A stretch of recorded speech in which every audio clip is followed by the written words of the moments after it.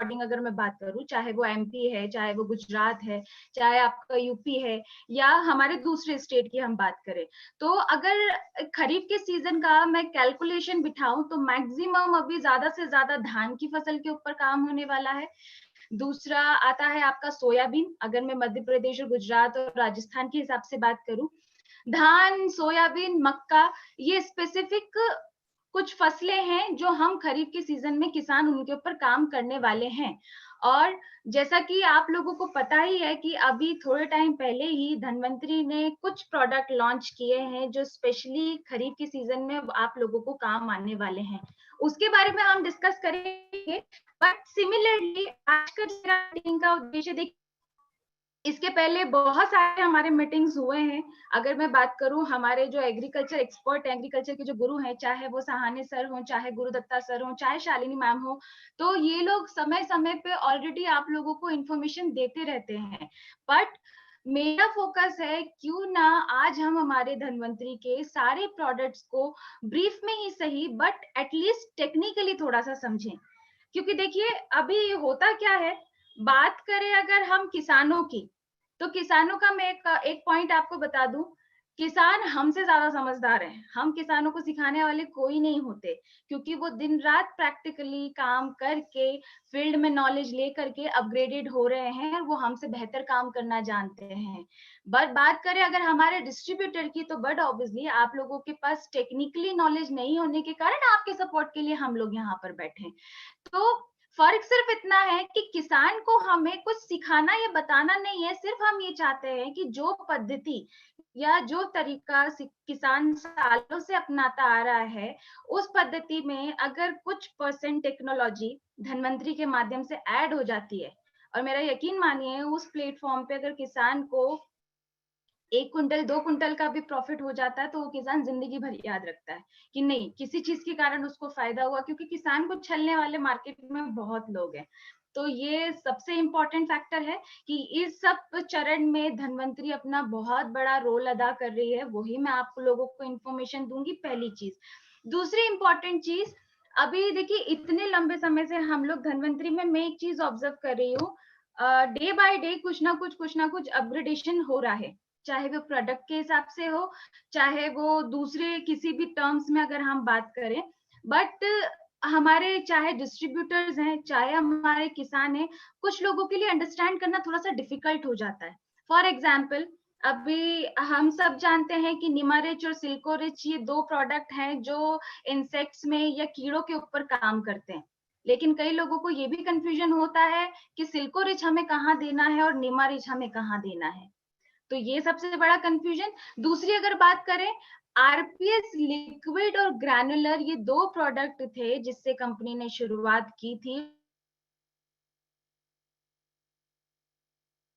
और ये बात मैं बहुत अच्छे से जानती हूँ।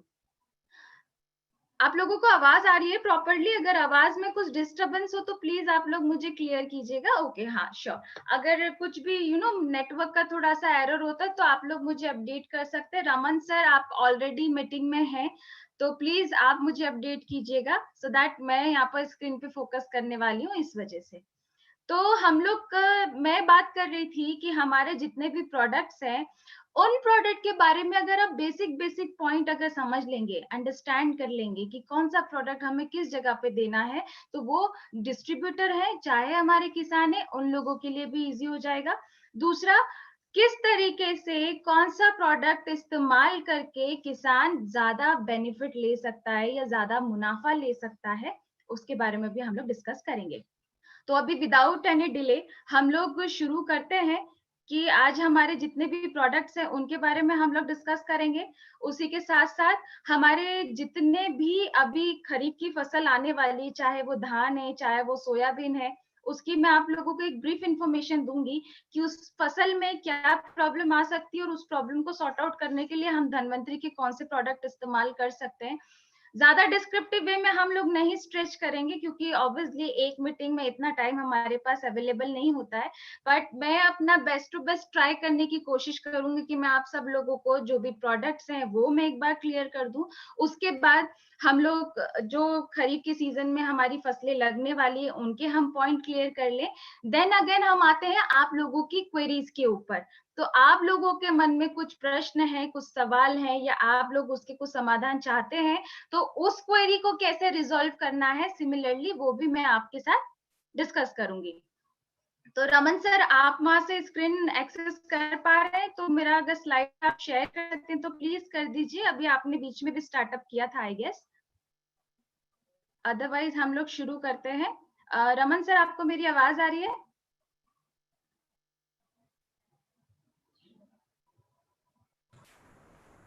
जी मैडम, आपकी आवाज क्लियर है।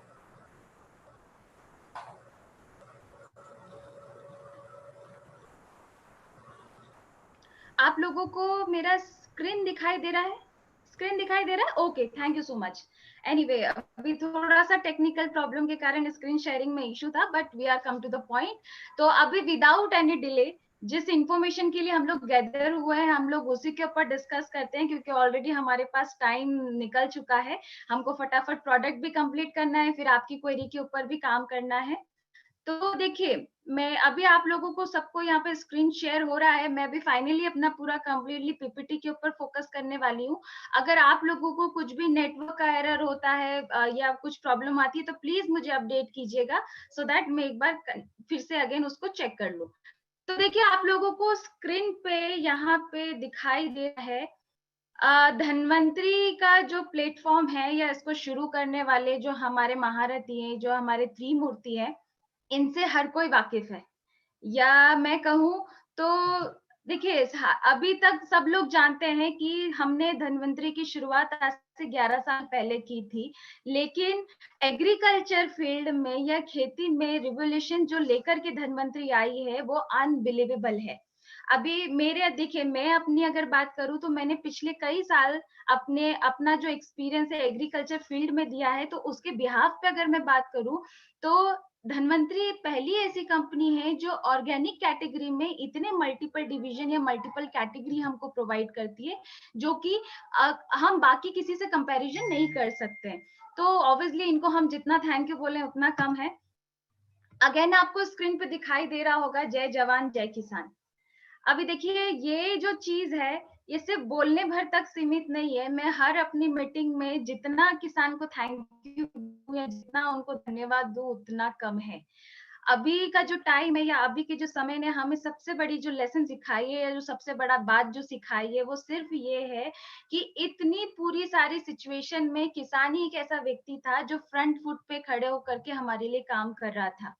तो और अभी एक और चीज समझिए, किसान को हर तरह की तकलीफ झेलनी पड़ती है, चाहे वो मौसम की हो, चाहे वो विपरीत परिस्थिति की हो, फसल में कुछ नुकसान हो जाए, उत्पादन उसको प्रॉपर नहीं मिले, या और दूसरे एक्सेट्रा हम अगर पॉइंट कैलकुलेट करके देखें, तो ऑफ कोर्स किसान को हम जितना थैंक यू बोले, जितना धन्यवाद बोले उतना काफी ही नहीं है। सिर्फ कहने भर के लिए वो हमारे अन्नदाता नहीं है, वाकई में किसान हमारा अन्नदाता ही है।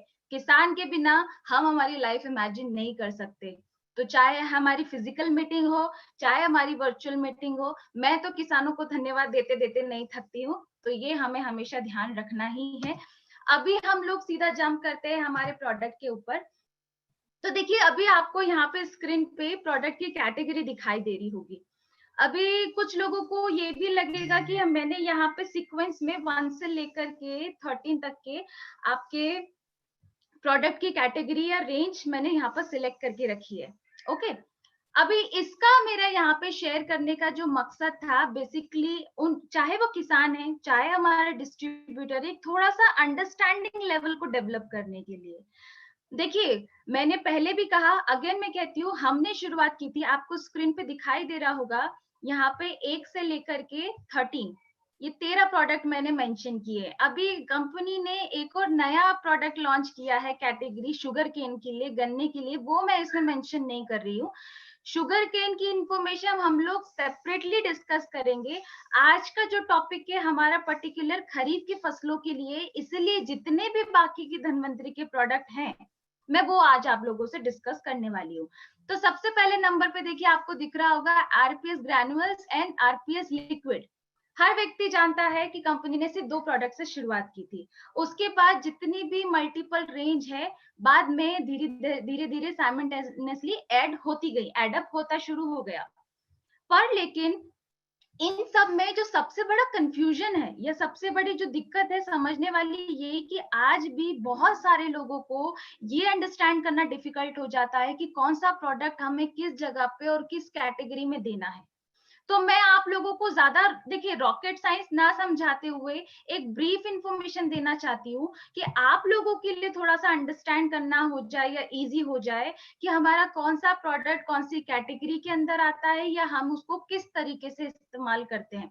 इसका हम लोग ब्रीफ डिस्कशन भी आगे हम एक्सप्लेन करूंगी मैं आपको सारी चीज, वो भी हम समझेंगे।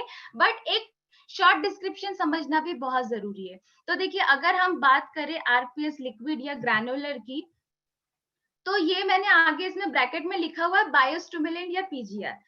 मैं बिल्कुल सरल भाषा में अगर किसानों की भाषा में बात करूं तो बायोस्टिमुलेंट क्या, जो किसी भी पौधे के लिए या किसी भी फसल के लिए टॉनिक की तरह काम करते हैं, उनको एनर्जी बूस्ट अप देते हैं, टॉनिक कहलाएगा वो। तो ये उन कैटेगरी के अंदर आ जाता है। तीसरे नंबर पे आपको दिखाई दे रहा होगा यहाँ पर मेंशन है बैक्टोरिज। बैक्टोरिज बेसिकली हमने जितने भी हमारे बैक्टीरिया की रेंज है जिनको हम माइक्रो न्यूट्रिएंट्स भी कहते हैं, उनकी एक कैटेगरी को एक जगह पे कलेक्ट करके एक बॉक्स में प्रोवाइड करते हैं जिसका नाम हमने दिया बैक्टोरिज। अभी बात करें फोर्थ नंबर पे है सॉइल गार्ड। तो सॉइल गार्ड जो है वो फंगिसाइड की कैटेगरी में है, मतलब जितने भी कवक जीवी जो रोग हैं जो जड़ से पनपते हैं या फंगस के कारण जो रोग आपको फसल के अंदर देखने को मिलते हैं, उस प्रॉब्लम के लिए हम लोग सॉइल गार्ड रिकमेंड करते हैं। फिर बात करते हैं पांचवें नंबर पे और छठे नंबर पे, तो यहाँ पे मेंशन है इम्यूनोरिच और सिल्कोरिच। तो ये दोनों ही प्रोडक्ट बायो इंसेक्टिसाइड या बायो पेस्टिसाइड की कैटेगरी में आते हैं। बायो इंसेक्टिसाइड एज इन जिसके अंदर किसी प्रकार की केमिकल का इस्तेमाल नहीं हो रहा है, लेकिन वो कीड़ों को खत्म करने का काम कर रहे हैं।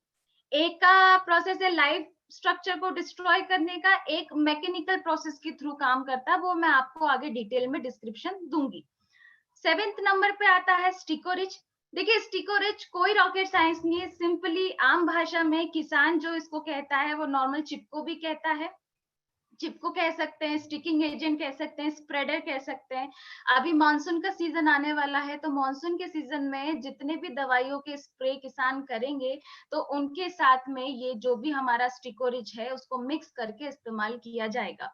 डिटेल में अभी हम आगे डिस्कस करेंगे। फिर 8th नंबर पे है निमारिच। अगेन ये भी बायो इंसेक्टिसाइड की कैटेगरी के अंदर ही आता है, लेकिन सिर्फ एक प्रकार के कीड़े के लिए, वो है आपका व्हाइट गरब या गोबर कीड़ा। अभी देखिए कुछ लोगों को निमारिच और सिल्कोरिच में कंफ्यूजन भी है, वो कंफ्यूजन भी मैं आगे जब डिटेल में आपको प्रोडक्ट डिस्कस करूंगी तो मैं दूर करूंगी। उसके बाद आते हैं 9th नंबर पे ट्रैपोरिच। तो ट्रैपोरिच कुछ नहीं है, सिंपल से हमारे जिस प्रकार से जो किसान जैविक खेती में फेरोमोन ट्रैप्स या पत्ते इस्तेमाल करते हैं उसी कैटेगरी में ट्रैपोरिच आता है। फिर 10th नंबर पे है हमारा कंपोस्ट रिच। ऑब्वियसली अभी रिसेंटली हमने ये प्रोडक्ट लॉन्च किया है कंपोस्ट रिच, जो जितना भी हमारा कंपोस्ट है उसको खाद में कन्वर्ट करने का काम करता है।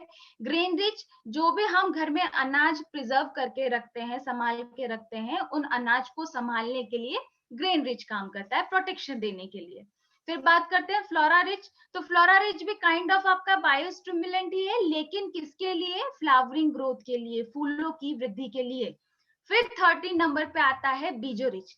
बीजो रिच अगेन बीज उपचार की या सीड ट्रीटमेंट की प्रक्रिया के लिए सबसे इंपॉर्टेंट प्रोडक्ट है, लेकिन इसके अंदर हमने कंटेंट कौन से इस्तेमाल किए? कंप्लीटली बैक्टीरिया, जीवाणु। अभी इन्हीं सारे प्रोडक्ट को हम लोग आगे डिस्क्रिप्टिव वे में डिस्कस करेंगे। तो देखिए अभी आपको स्क्रीन पे सभी को दिखाई दे रहा होगा, यहाँ पे आपको आरपीएस लिक्विड शो कर रहा है। अभी मैं बात करूं आरपीएस की, तो देखिए मैं कंपनी में बहुत लंबे अरसे से नहीं आई हूँ, मैं बहुत रिसेंटली अभी कंपनी में जुड़ी हूँ, लेकिन मैंने एक चीज नोटिस की है, आज अगर आप किसी भी छोटे से गांव में चले जाइए, किसी भी छोटे से कस्बे में चले जाइए, किसी भी एरिया में जाइए, आरपीएस ऐसा हो ही नहीं सकता कि कोई किसान ये बोले कि हमने उसका नाम नहीं सुना या हम नहीं जानते। हर एक एरिया में कहीं ना कहीं किसी ना किसी किसान ने, चाहे वो लिक्विड हो चाहे वो ग्रैनुलर हो, उसका इस्तेमाल किया ही है। और इसका कंप्लीटली क्रेडिट, पूरा पूरा क्रेडिट किसको जाता है? आप लोगों को, क्योंकि आप लोगों ने हर एक व्यक्ति तक इसको पहुंचाया। इसको फेमस करने के पीछे आप लोग ही हैं। बट मैं एक चीज को लेकर के हमेशा वंडरिंग रहती हूँ कि कुछ लोग बोलते हैं कि आरपीएस के रिजल्ट एकदम अनबिलीवेबल है, मतलब एकदम अफलातून रिजल्ट जिसका हम अंदाजा भी नहीं लगा सकते। कुछ किसान बोलते हैं कि मैडम हमने कुछ भी इस्तेमाल नहीं किया, सिर्फ आरपीएस इस्तेमाल किया, हमको रिजल्ट मिल गया। कुछ लोगों का कहना ये भी है कि हमने आरपीएस इस्तेमाल किया लेकिन जैसा हम एक्सपेक्ट कर रहे थे वैसा हमको रिजल्ट नहीं मिला। तो मैं कुछ टेक्निकल आप लोगों की पॉइंट क्लियर करूंगी, पर उसके क्लियर करने के पहले सिंपल सा जो हमको एक चीज समझनी है कि आज हमारा आरपीएस लिक्विड हो चाहे ग्रैनुलर हो, ये दोनों प्रोडक्ट बने किससे हैं, इसके अंदर हमने तत्व कौन से इस्तेमाल किए हैं जिसके कारण हमको इसका प्रॉपर रिजल्ट देखने को मिलता है। तो देखिए अगेन फिर वही बात है, ये कोई रॉकेट साइंस नहीं है। आपको सबसे पहले स्क्रीन पे दिख रहा होगा यहाँ पे मेरे लेफ्ट हैंड साइड पे, यहाँ पे मैंने मेंशन किया है लियोनाडाइट। अभी लियोनाडाइट क्या बला है? बहुत सारे किसान बोलेंगे कि हमें लियोनाडाइट से क्या लेना देना, या लियोनाडाइट क्या होता है, डजंट मैटर। कि हमारे डिस्ट्रीब्यूटर इसलिए समझने लगे क्योंकि आप लोग ये शब्द सुनते सुनते यूज टू हो गए हैं। लेकिन अगर आज लियोनाडाइट की मैं बात करूं तो लियोनाडाइट के माध्यम से जो ह्यूमिक एसिड, फुल्विक एसिड या ऑर्गेनिक पदार्थ इस प्रोडक्ट के अंदर मिक्स हो रहे हैं, वही हमको अफलातून रिजल्ट दिखाते हैं। उसी का परिणाम मिलता है जो फसल के अंदर हमको अलग से रिजल्ट देखने को मिलता है। लेकिन बात करें ये लियोनाडाइट आता कहाँ से है, या हम इसको इस्तेमाल कैसे करते हैं, या इसको हमने कैसे इसमें प्रोडक्ट के अंदर ऐड किया है, तो उसको समझने के लिए आपको अगेन स्क्रीन पे एक और यहाँ पर स्ट्रक्चर दिख रहा होगा।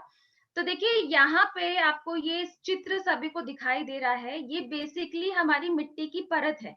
मिट्टी की अलग अलग लेयर है। आपको यहाँ पे दिख रहा होगा, जहाँ पे ये ब्राउन ब्राउन लेयर शो हो रही है, यहाँ पे हर मैरून कलर की परत के अंदर लियोनाडाइड लिखा हुआ है। तो बेसिकली जमीन की परत के नीचे जैसे जैसे आप नीचे जाते हैं तो लियोनाडाइट पाया जाता है।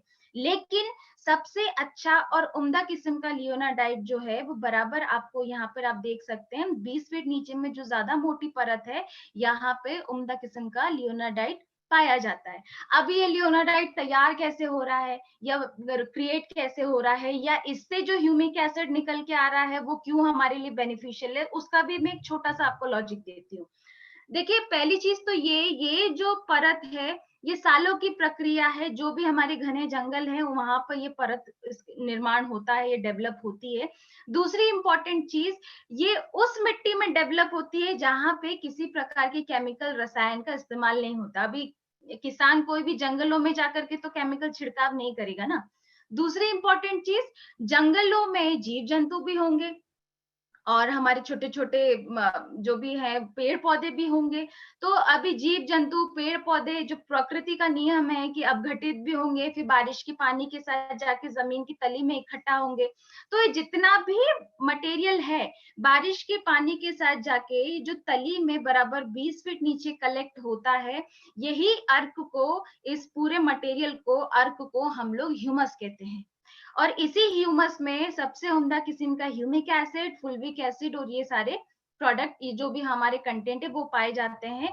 ये एक वही इंटायर प्रोसेस है जिसके कारण आपको आरपीएस का अनबिलीवेबल रिजल्ट देखने को मिलता है। क्योंकि देखिए इमेजिन कीजिए, ये कोई किसी फैक्ट्री या किसी कंपनी में तैयार होने वाली चीज नहीं, ये नेचुरल प्रोसेस है, नेचुरल पद्धति से तैयार हो रहा है, इसी वजह से वो आपको वहां पे अलग तरीके से रिजल्ट दे रहा है। तो ये तो बात हो गई तत्वों की, लेकिन आरपीएस जमीन में जाकर के काम कैसे करता है। तो सबसे पहली चीज मैं आपको एक और ये बताती हूँ ये तो बात हुई हमने तत्वों की कि इसमें कंटेंट कौन-कौन से हैं, लेकिन अगर मैं बात करूँ आरपीएस के इस्तेमाल की, तो इसकी सबसे बड़ी खासियत ये है कि आप इसको फसल की किसी भी अवस्था में इस्तेमाल कर सकते हैं। चाहे बीज उपचार हो, चाहे आपको बीज उपचार के बाद स्प्रे में इस्तेमाल करना हो, चाहे आप इरिगेशन या ड्रिप के माध्यम से, सिंचाई के माध्यम से आप इसको इस्तेमाल करना चाहें, मतलब आप किसी भी अवस्था में इसको फसल में दे सकते हैं। सबसे जरूरी बात, बीज उपचार किसी भी फसल की सबसे पहली सीढ़ी होती है, सबसे जरूरी कदम होता है, तो वहां पे आपको अगर अच्छे रिजल्ट आप चाहते हैं तो बीज उपचार में हमको रिकमेंड करना ही करना है।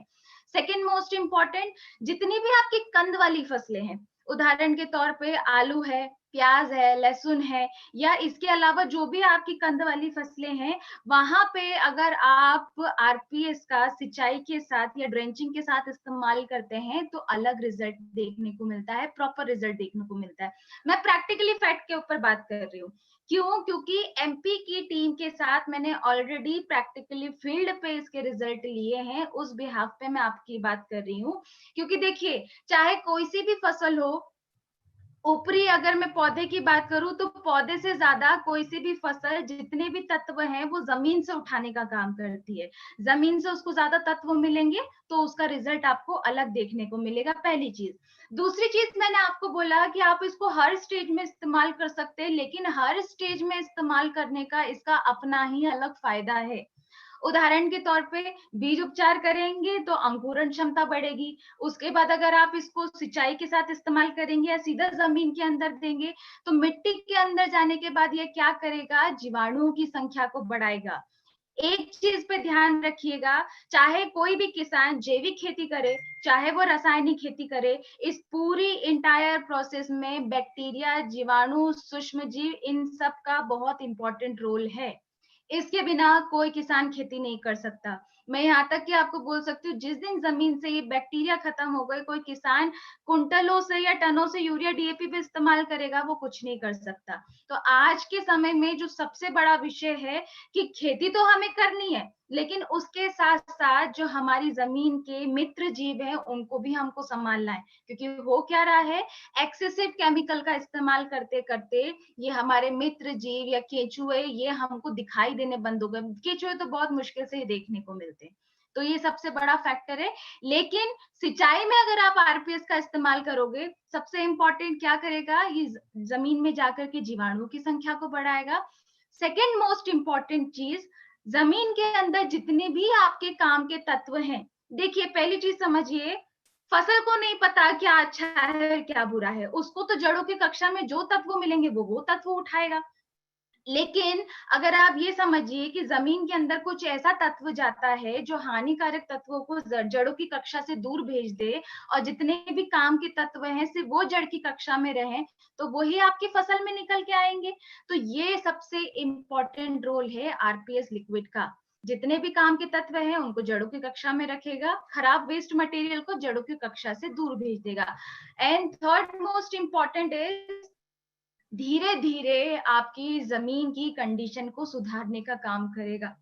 जो सालों पहले आपकी जमीन हुआ करती थी, उस कंडीशन पे ये आपकी जमीन को लेकर के आएगा।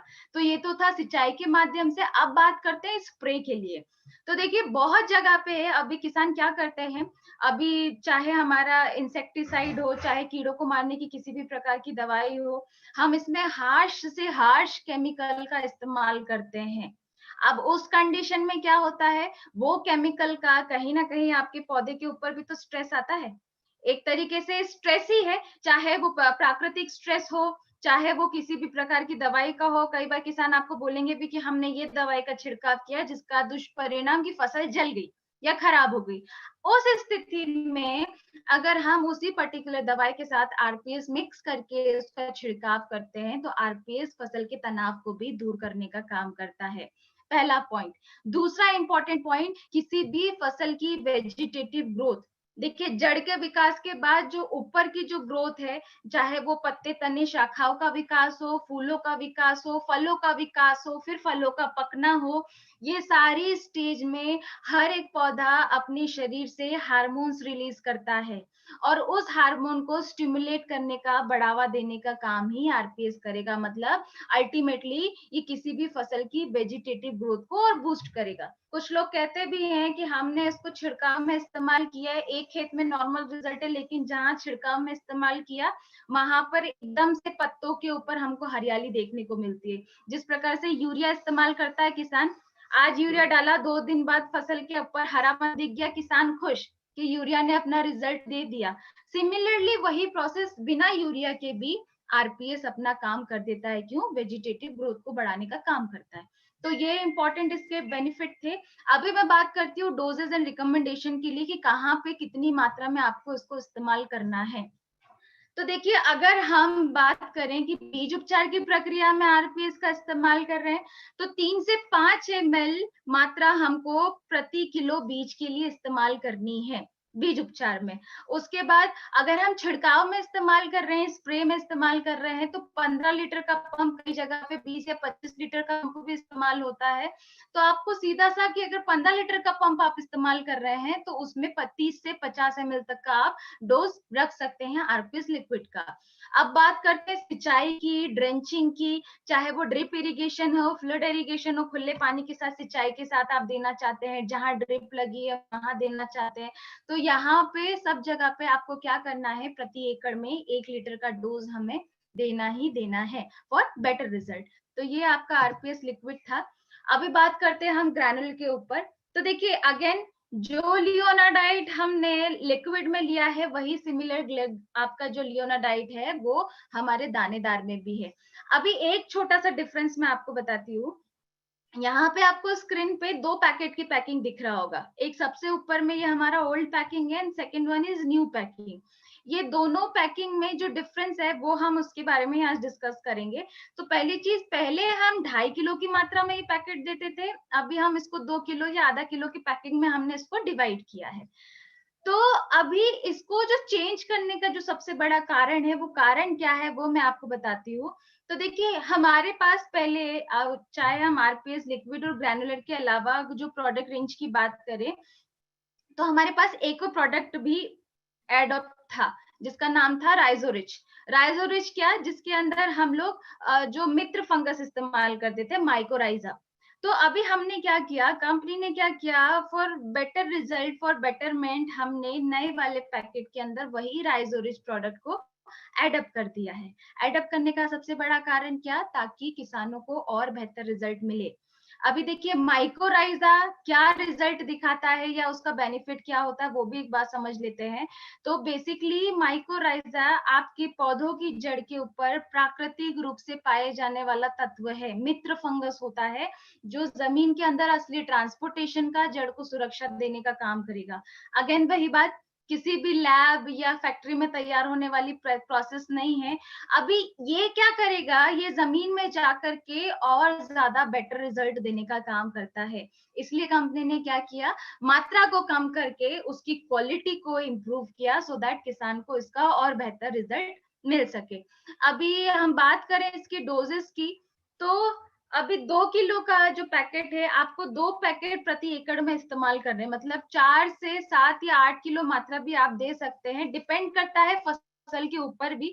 देखिए, जहां पे अगर वेजिटेबल क्रॉप का एरिया है, वहां पे कुछ लोग इसकी मात्रा ज्यादा भी इस्तेमाल करते हैं, लेकिन कुछ जगह पे जहां पे किसान मिला जुला जैविक, मतलब कुछ प्रतिशत यूरिया डीएपी की मात्रा इस्तेमाल कर रहे हैं, कुछ प्रतिशत ऑर्गेनिक की मात्रा इस्तेमाल कर रहे हैं, तो वहां पर आप 2 से 4 किलो मात्रा प्रति एकड़ आपको देना ही देना है फॉर बेटर रिजल्ट।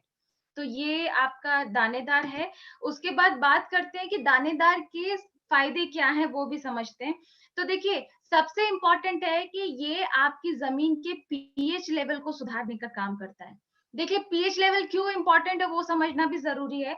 हर फसल का अपना अपना अलग पीएच लेवल मेंटेन करना जरूरी है। देखिए, चाहे वो फल सब्जी हो, चाहे वो अनाज हो, हर फसल के लिए जमीन का पीएच लेवल अलग मायने रखता है, या वो अलग तरीके से कैलकुलेशन होता है। लेकिन अभी फसल को तो अंदाजा नहीं है ना कि मुझे कब अपना पीएच फ्लक्चुएट करना है। दूसरी चीज, कहीं पे अगर पानी की दिक्कत है या कहीं पे बहुत ज्यादा क्षारीय या बहुत ज्यादा अम्लीय पानी है तो उसकी भी दिक्कत होती है। अभी पीएच गड़बड़ का सबसे बड़ा कारण क्या है वो समझते हैं। देखिए, अगर आपकी जमीन का पीएच लेवल गड़बड़ है और आपने कितने भी काम के पोषक तत्व जमीन में पहुंचाए हैं, तो मेरा यकीन मानिए वो तत्व जमीन में पड़े तो होते हैं लेकिन पौधा उनको ग्रहण नहीं कर पाता, एडॉप्ट नहीं कर पाता। इसी वजह से कई जगह पे किसान ये भी बोलते हैं कि हमने हर चीज इस्तेमाल की लेकिन वो फसलों के अंदर लगती ही नहीं है। तो वहां पे कहीं ना कहीं पीएच लेवल गड़बड़ होता है। तो ये ऑटोमेटिकली अपने जमीन के पीएच को सुधारने का भी काम करेगा। सिमिलरली दानेदार जितना जमीन में जाएगा, जीवाणु की संख्या डेवलप होगी, जीवाणु जितने डेवलप होंगे उतने ही आपकी जमीन में नमी बनती रहेगी। नमी का सबसे बड़ा कारण क्या? देखिए, नमी बनेगी तो प्रॉपर तरीके से हवा, पानी, प्रकाश पूरी तरीके से जड़ों के अंदर जाएगा, गहराई में जाएगा। जड़ें अच्छी तरीके से डेवलप होंगी। जड़ें ज्यादा अच्छे तरीके से डेवलप होंगी तो जमीन के अंदर पानी धारण क्षमता, वाटर होल्डिंग कैपेसिटी डेवलप होगी, जिसका रिजल्ट हमको पौधों के ऊपर देखने को मिलता है। फिर उसके बाद बात करें, मैंने अगेन आपको रिपीट कर दिया है, सूक्ष्म जैविक तत्व मतलब जितने भी काम के हमारे जीवाणु हैं उनका भी डे बाय डे बेटरमेंट करने का ये दानेदार काम करेगा। तो ये अभी आपका यहाँ पे दानेदार खत्म होता है। अभी हम बात करते हैं सॉइल गार्ड के ऊपर। तो देखिए, सॉइल गार्ड मैंने आपको जैसा कि कैटेगरी बताई थी, सॉइल गार्ड हमारा बेसिकली फंगीसाइड की श्रेणी के अंदर आता है। फंगीसाइड, फफूंदीनाशक। सबसे पहली चीज तो समझना ये जरूरी है, तो भी फंगल इन्फेक्शन है या किसी भी प्रकार की मृदा जनित रोग है फंगस के या कवक के, उसका परिणाम हमको फसल के ऊपर लंबे समय तक देखने को मिलता है। तो सबसे बढ़िया काम होता है क्या, कि आप शुरुआत से ही अगर मिट्टी को उपचारित कर दें तो आपको प्रॉपर तरीके से रिजल्ट देखने को मिलता है। अभी कुछ जगह पे कुछ लोग केमिकल कंटेंट का भी इस्तेमाल करते हैं। ये ज्यादा से ज्यादा जिन किसानों में अवेयरनेस आती जा रही है, तो फंगस को खत्म करने के लिए वो मित्र फंगस जैसे कि ट्राइकोडर्मा, सुडोमोनास, इनका भी इस्तेमाल करते हैं बीज उपचार के वक्त भी। और सबसे ज्यादा तो ट्राइकोडर्मा या सुडोमोनास का जो इस्तेमाल है वो बीज उपचार के वक्त ही किया जाता है। तो अभी मैं बात करूं अगर सॉइल गार्ड की, हमने इस गार्ड को बेसिकली जितने भी आपके मृदा जनित रोग हैं उनको खत्म करने के लिए ही बनाया है। इसमें फंगस को दूर करने के लिए तत्व हैं ट्राइकोडर्मा, सुडोमोनास। फिर बात करते हैं हम पेसिलोमाइसिन, मतलब आपकी जमीन में जितने भी निमाटोड या कह लीजिए आम भाषा में जिसको हम कहते हैं पौधों का कैंसर, पौधों की जड़ों में जो गिठाने हो जाती है जिसे हम निमाटोड कहते हैं, उस प्रॉब्लम को खत्म करने का काम करता है पेसिलोमाइसिन, वो हमने इसके अंदर ऐड किया है। फिर इसमें कुछ भाग हमने मेटाराइजम का भी रखा है। देखिए, मेटाराइजम की खासियत होती है जितने भी आपकी जमीन में सूक्ष्म जीव है, चाहे वो आपके दीमक है या आपके माहू कीट है, ये बेसिकली जड़ को कतरने का काम करते हैं। तो मेटाराइजम ये छोटे छोटे कीड़े जो जमीन में नुकसान पहुंचाएंगे उनको भी खत्म करने का काम करेगा, लेकिन जो आपका व्हाइट ग्रब है या गोबर कीड़ा है उसके ऊपर ये काम नहीं करेगा। मेक श्योर रखिएगा वहां पर ये काम नहीं करेगा। तो इस प्रकार से हमने ये 4 तत्वों से मिलकर के सॉइल गार्ड बनाया है। सबसे अच्छी चीज है कि अगर आप किसी फसल में फंगल इन्फेक्शन नहीं देखना चाहते, उदाहरण के तौर पे अभी सोयाबीन, मूंगफली या जितने भी अभी हमारी मानसून की फसलों में फंगल इन्फेक्शन हमको देखने को मिलता है, अगर आप शुरुआत में ही बीज को फंगीसाइड से उपचारित कर देते हैं तो प्रॉब्लम काफी हद तक रिजॉल्व हो जाती है। अगर आप उस समय नहीं दे पाए हैं तो आप इसको सीधा सिंचाई के साथ जमीन में इरिगेशन भी कर सकते हैं, वहां पे भी आप इसको इस्तेमाल कर सकते हैं। तो अभी इसके डोजेस क्या है वो भी समझ लीजिए। अगर आप बीज उपचारित कर रहे हैं तो 5 से 10 ml मात्रा प्रति एकड़ बीज के लिए आपको रखनी है। अगर आप इसको सीधे जमीन में सिंचाई के पानी के साथ दे रहे हैं तो आधा लीटर मात्रा प्रति एकड़ के लिए विल बी इनफ, इतना आपका काम हो जाएगा उसमें। तो ये सॉइल गार्ड का इंपॉर्टेंट फैक्टर है। अभी एक और इम्पोर्टेंट चीज समझिएगा, सॉइल गार्ड को कभी भी स्प्रे में रिकमेंड नहीं करना है। कई जगह पे ये मिस्टेक हुई भी है जब से हमने ये प्रोडक्ट लॉन्च किया है, कि इसको कुछ जगह पे लोग स्प्रे में भी इस्तेमाल कर लेते हैं।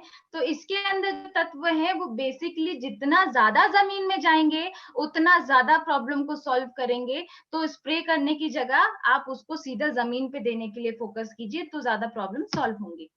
अब बात करते हैं स्टिकोरिच के ऊपर। तो देखिए स्टिकोरिच बेसिकली कोई ज्यादा रॉकेट साइंस या टेक्निकल कंटेंट इसके अंदर नहीं है। आम भाषा में हम इसको चिपको ही बोलते हैं। मैक्सिमम किसान इसके बारे में जानते हैं कि चिपको क्या होता है, कैसे काम करता है। बट मैं आप लोगों को फिर भी एक ब्रीफ इंफॉर्मेशन के तौर पर बताती हूँ। देखिए चिपको का बेसिकली या स्प्रेडर का या स्टिकिंग एजेंट का काम क्या होता है, वो किसी भी दवाई के साथ मिल करके सबसे पहले तो इसको मिलाया किसमें जाता है, पहले हम इसको पानी में मिलाते हैं, फिर उस मिले हुए पानी के अंदर जो भी हमको छिड़काव के लिए दवाई इस्तेमाल करनी है उसको मिक्स करते हैं और उसको स्प्रे करते हैं।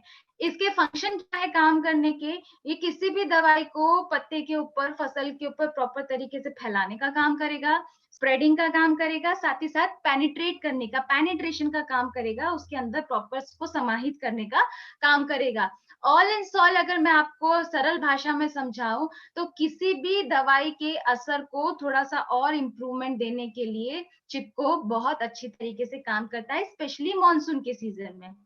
उदाहरण के तौर पे अभी मानसून की फसलों में किसान बहुत सारी चीजों का इस्तेमाल करेगा, छिड़काव में दवाई का भी इस्तेमाल करेगा। उसने दवाई का स्प्रे किया, बारिश का पानी गया, दवाई वेस्ट हो गई, किसी काम की नहीं। अभी ऐसी स्थिति में अगर वो इसी को चिपको के साथ उसको दवाई को मिक्स करेगा तो क्या ज्यादा लंबे समय तक फसल के ऊपर दवाई को चिपकाने का काम करेगी, मतलब संतुलित मात्रा को प्रॉपर जगह पे पहुंचाने का काम चिपको करेगा। ये तो थे इसके फंक्शन ऑफ एरिया। अभी बात करते हैं मात्रा की। तो देखिए मैंने स्क्रीन पे डोजेस 0.25 ml। कुछ लोगों को कंफ्यूजन ये भी होता है कि 15 लीटर के पंप में अगर हमको उसको मिक्स करना है तो कैसे करें, कैसे इस्तेमाल करें। और इजी समझना हो तो इसका देखिए 50 ml की सिंपल सी बॉटल आती है, 200 लीटर पानी के साथ आप इस 50 ml बॉटल को मिक्स कर लीजिए। फिर वो 200 लीटर पानी में से जितना भी पानी हमको स्प्रे में इस्तेमाल करना है हम सिमिलरली कर सकते हैं। तो ये हमारा स्टिकोरिज यहाँ पे वाइंड अप होता है। अभी बात करते हैं हम बैक्टोरिज के ऊपर। देखिए बैक्टोरिज अभी तक के धन्वंतरी की जितनी भी प्रोडक्ट रेंज है, इन सारी प्रोडक्ट रेंज में से one of the favourite product की कैटेगरी में आता है मेरी। मैं अपनी इंडिविजुअली बात करती हूँ। क्यों? क्योंकि हम बात कर रहे हैं किसान को फायदा पहुंचाने की। हम बोलते हैं किसान अगर थोड़ी सी टेक्नोलॉजी या थोड़ी सी प्रोसेस के अंदर सुधार कर ले तो वो अपना उत्पादन बढ़ा सकता है। देखिए किसान वैसे भी बहुत खर्चा करता है, लेकिन अगर आप वो खर्चा सही जगह पे करें तो आपको उसके बेटर रिजल्ट मिल सकते हैं। लेकिन ये बैक्टीरिया है क्या, या बैक्टीरिया काम कैसे करते हैं, या किस तरीके से ये काम करेंगे, इनका मेन इंपॉर्टेंस क्या है, वो मैं आज आप लोगों को सरल भाषा में समझाने की कोशिश करूंगी। बट उसके पहले आप लोगों को यहाँ पे स्क्रीन पे देख लीजिए हमने जो बैक्टीरिया जो बनाया है। सिंपल सा आपको यहाँ पर ये किट दिखाई दे रहा है। ये जो किट है इस किट के अंदर हमने 5 बैक्टीरिया की बोतल दी है और एक 100 ग्राम वैम्प मतलब वही हमारा फंगस का पैकेट दिया है, जिसके अंदर हमने जितने भी हमारे जीवाणु हैं उनका खाना भी, भोजन भी डाला हुआ है। अभी बात करें बैक्टीरिया की तो सबसे पहले तो ये सारे बैक्टीरिया 100-100 ml की मात्रा में है। कंजर्शियम नहीं है, मतलब सारे एक जगह पे नहीं है, हमने अलग अलग बॉटल में इनको फिल करके दिया है। इस वजह से इनकी जो लाइफ साइकिल है वो बढ़ जाती है, ज्यादा लंबे समय तक हम इसको स्टोर करके रख सकते हैं। दूसरी इंपॉर्टेंट चीज, सबसे पहली बॉटल पे आपको दिख रहा होगा यहाँ पे बना हुआ है एन, मतलब एक नाइट्रोजन का बैक्टीरिया, 2 फास्फोरस के बैक्टीरिया, एक पोटाश का बैक्टीरिया और एक जिंक का बैक्टीरिया, ऐसे करके 5 बैक्टीरिया की बॉटल हो गई। अब आपको यहाँ पे ऊपर स्क्रीन पे 4 अलग अलग डिफरेंट किट दिखाई दे रहे होंगे। यहाँ पर हर किट के नीचे एन एन एन इसके आगे अलग अलग नाम लिखा हुआ है। उसका मतलब क्या है वो समझ लेते हैं। तो देखिए एन मतलब नाइट्रोजन। अभी नाइट्रोजन का बैक्टीरिया हर फसल के अनुरूप अलग होता है। जैसे मैं फल सब्जियों की बात करूं तो उसके लिए एजिटोबैक्टर काम आता है। अगर मैं बात करूं हमारे शुगर केन के लिए या हमारे इसके लिए जितनी भी दलहन तिलहन वाली फसलें हैं उनके लिए, तो इनके लिए एसिडोबैक्टर या राइजोबियम इस प्रकार का बैक्टीरिया काम आता है। तो हमने क्या किया बेसिकली, जिस फसल के लिए जो नाइट्रोजन का बैक्टीरिया जरूरी है, उदाहरण के तौर पे पहला आप चित्र देखिए, फ्रूट एंड वेजिटेबल के लिए नाइट्रोजन का एजिटोबैक्टर है वो एक लिया, बाकी के चारों की चारों बॉटल सिमिलर। मतलब सिंपल सा लॉजिक है, हर पैकेट के अंदर सिर्फ नाइट्रोजन का बैक्टीरिया चेंज हुआ है, बाकी के सारे बैक्टीरिया एज इट इज हैं, सिमिलर हैं, वही इसके साथ वैम का पैकेट भी है। ये तो बात होगी बैक्टीरिया की। अभी ये फंक्शन कैसे करेंगे, काम कैसे करेंगे, वो समझना जरूरी है। तो देखिए जो 100 ml की मात्रा है, 100 ml की मात्रा में से जो 1 ml मात्रा है, उस 1 ml मात्रा में जो मैं बैक्टीरिया का सेल काउंट अगर कैलकुलेट करूं, मतलब 10 की पावर 11, 10 की पावर 11 यानी कि 1 ml में 20,000 करोड़ बैक्टीरिया का सेल काउंट।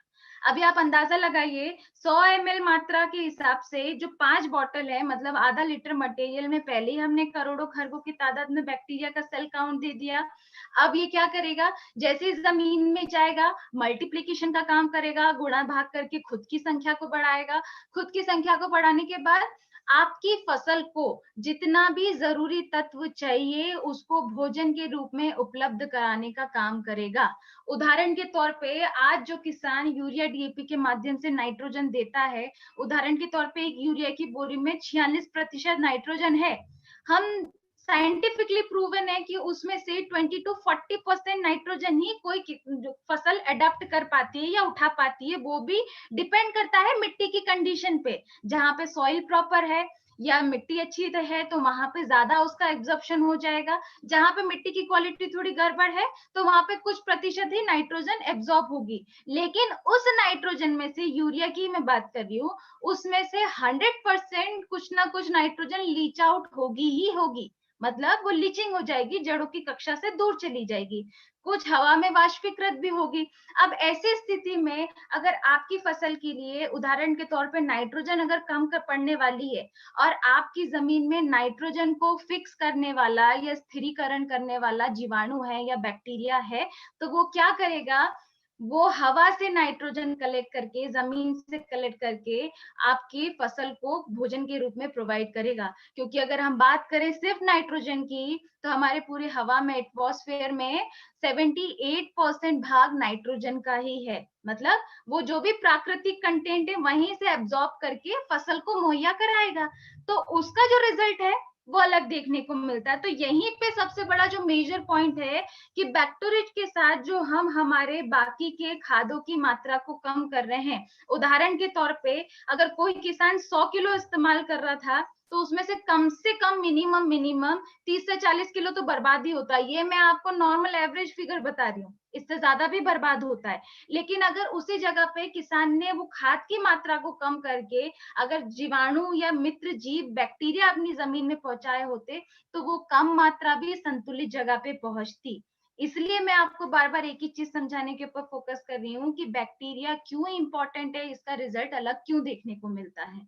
तो इसीलिए अगर हम बात करें उत्पादन बढ़ाने के लिए या किसान के बेनिफिट के लिए, तो उसमें डेफिनेटली बैक्टीरिया बहुत अपना अलग रोल प्ले करता है। ये एक जो किट है हमको 1 एकड़ के एरिया के लिए ही सिर्फ इस्तेमाल करना है। 1 एकड़ के एरिया में कैसे इस्तेमाल होगा, उदाहरण के तौर पे बीज उपचार की प्रक्रिया सबसे ज्यादा इंपॉर्टेंट है। एक चीज ध्यान रखिएगा, जो कोई भी व्यक्ति वाकई में अगर अपनी फसल में अनबिलीवेबल रिजल्ट चाहता है तो बीज उपचार की प्रक्रिया में उसको बैक्टीरिया पे फोकस करना ही पड़ेगा। हर बॉटल में से थोड़ी थोड़ी मात्रा निकाल करके आरपीएस को मिक्स करके पहले हमको बीज उपचार करना है। फिर बचे हुए किट को हमको, जो भी हम फसल की बोनी कर देते हैं, बोनी के तुरंत बाद जैसे ही हम लोग फर्स्ट इरिगेशन करते हैं, हमको सिंचाई के पानी के साथ बचा हुआ रिमेनिंग किट इस्तेमाल कर लेना है। तो यहाँ पे हमारा बैक्टीरिया वाइंड अप होता है। अभी हम बात करते हैं फ्लोरा रिच के ऊपर।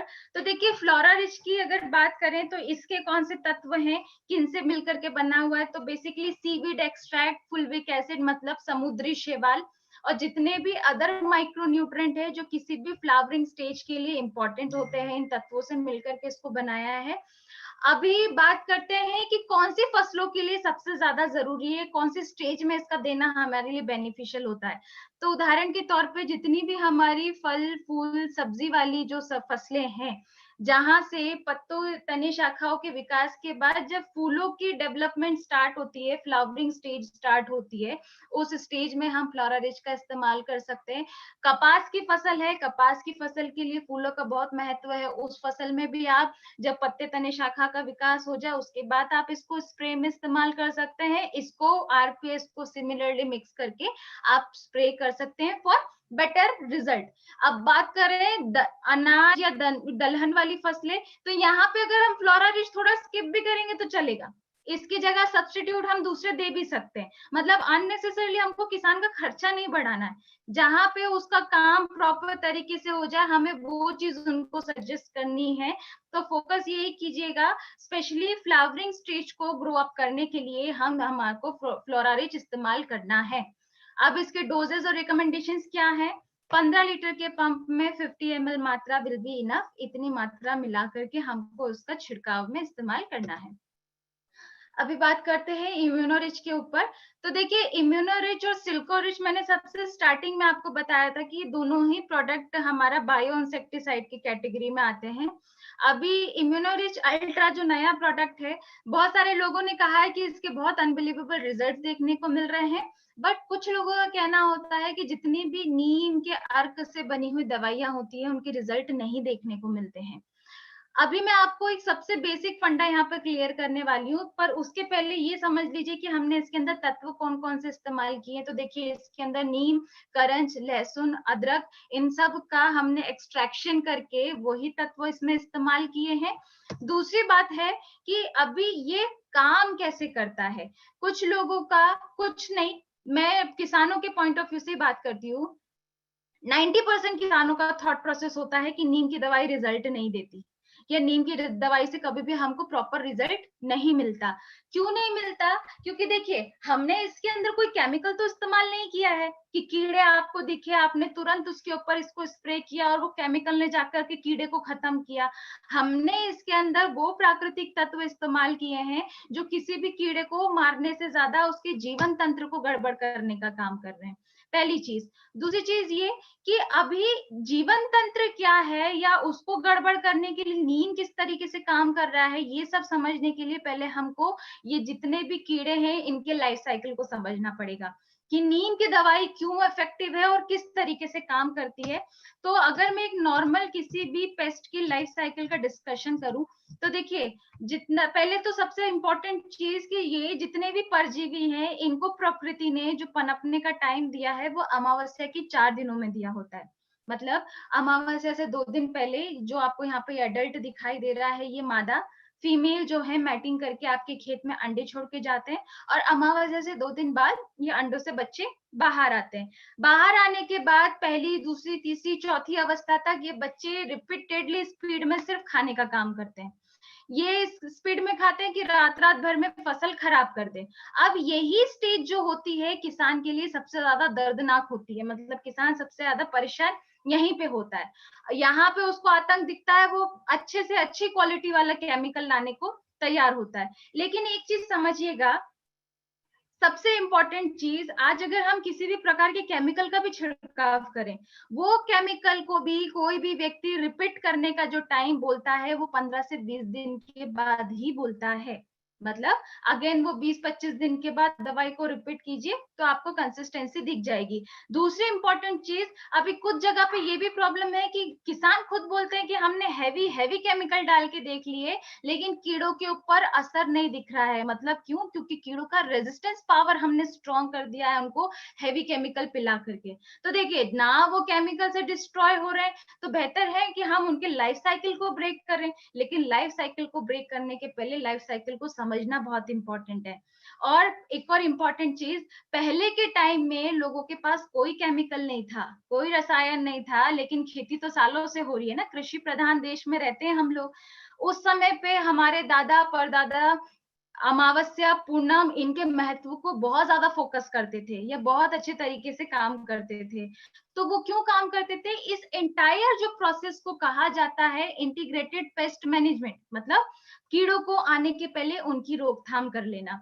उदाहरण के तौर पे, जितनी भी नीम वाली दवाई है, अभी जैसे हम बात करें हमारे इम्यूनोरिच अल्ट्रा की, तो इसके अंदर नीम भी है, करंज भी है, लहसुन भी है, गार्लिक भी है। आपने अमावस्या से 2 दिन पहले इसको यहाँ पे स्प्रे किया। अब जो कोई भी माता आपके खेत में अंडे देने आने वाली है, तो जब वो वहां पर अंडे देने के लिए आएगी, सबसे पहली चीज, करंज और लहसुन की जो तीखी स्मेल है वो रिपेलेंट का काम करेगी, और वो मादा वहां से पलायन, मतलब 70-80% तो पलायन ही करेंगे, 100% पड़ोसी खेत में जाएंगे। और कुछ प्रतिशत अगर बैठ करके वहां पर अंडे देते भी हैं, तो वो उस समय पे पत्ती का सेवन भी करेगी, और पत्ती के सेवन के साथ क्या होगा, उसके शरीर के अंदर नीम जाएगा। नीम की खासियत होती है वो किसी भी कीड़े को स्टेराइल बनाने का, यानी कि नपुंसक बनाने का काम करती है। अभी मादा के शरीर में गया अंडा, अंडे से आने वाली नेक्स्ट जनरेशन स्टेराइल हो गई।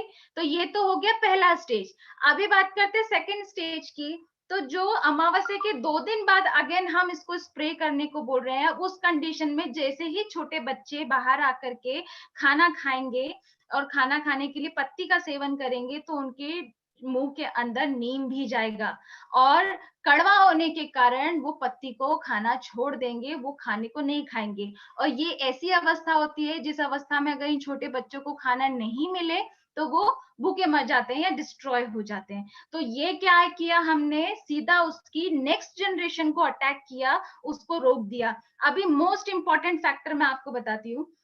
अभी हम अगर बात करें, हमारे राजस्थान और मध्य प्रदेश के सराउंडिंग मूंग का बेल्ट सबसे ज्यादा था, और मूंग में सबसे ज्यादा प्रकोप कीड़ों का ही होता है। ये लाइव रिजल्ट लिए हुए किसानों का खुद का कहना है कि फसल लगने के तुरंत बाद हमने इम्यूनोरिच, सिल्कोरिच और आरपीएस लिक्विड का रिपीटेडली हमने स्प्रे किया। तो अगर कुछ प्रतिशत कीड़े थे भी, तो वो कीड़े पत्तियों को डिस्ट्रॉय नहीं कर रहे थे, मतलब पत्तियों को नहीं खा रहे थे, मतलब कहीं ना कहीं हमने उनकी जनरेशन को वीक कर दिया, कमजोर कर दिया।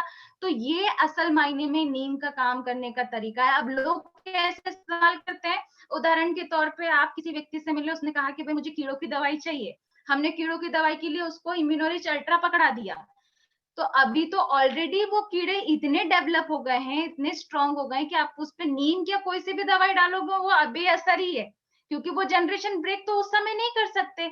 इसलिए कुछ लोगों को उसका रिजल्ट नहीं मिलता और हम लोग नेगेटिव हो जाते हैं कि इम्यूनोरिच का प्रॉपर रिजल्ट नहीं है। मेरा यकीन मानिए, कीड़ों के आने का वेट नहीं करना है, उनको आने के पहले ही अगर आप रोकथाम कर लेंगे, तो आप जो किसान 100% खर्चा केमिकल में करने वाला है, वो उसका 110%, 22-25% पे उसका खर्चा आ जाएगा, उसका खर्चा ऑटोमेटिकली कम ही होगा।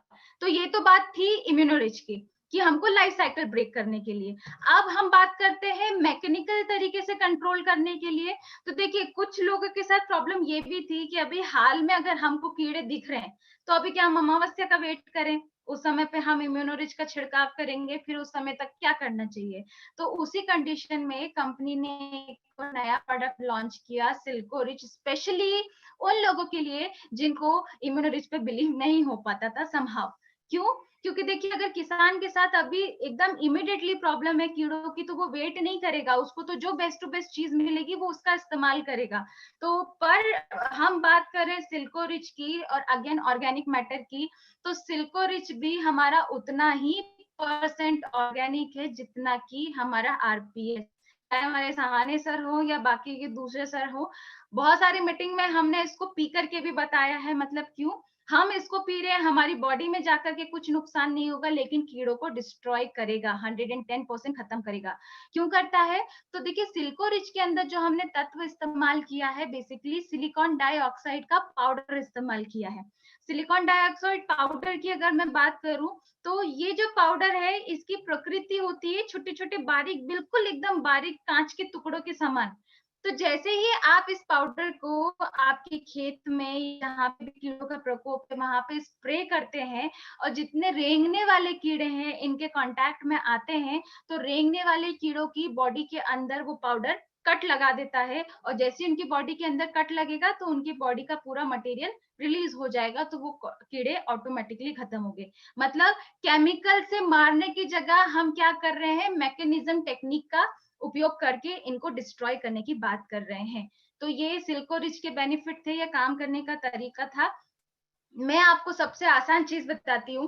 कोई सी भी फसल है, देखिए कीड़े आएंगे ही आएंगे, रोग लगेंगे ही लगेंगे, फंगस इन्फेक्शन, वायरल इन्फेक्शन सब देखने को मिलेगा। मेरा सीधा सा लॉजिक है, जब आप किसान भी ये जानता है कि प्रॉब्लम आने वाली है, तो प्रॉब्लम के आने का वेट क्यों करना है। प्रिकॉशनरी अगर काम व्यक्ति करता है तो उसका खर्चा 110% कम होता है।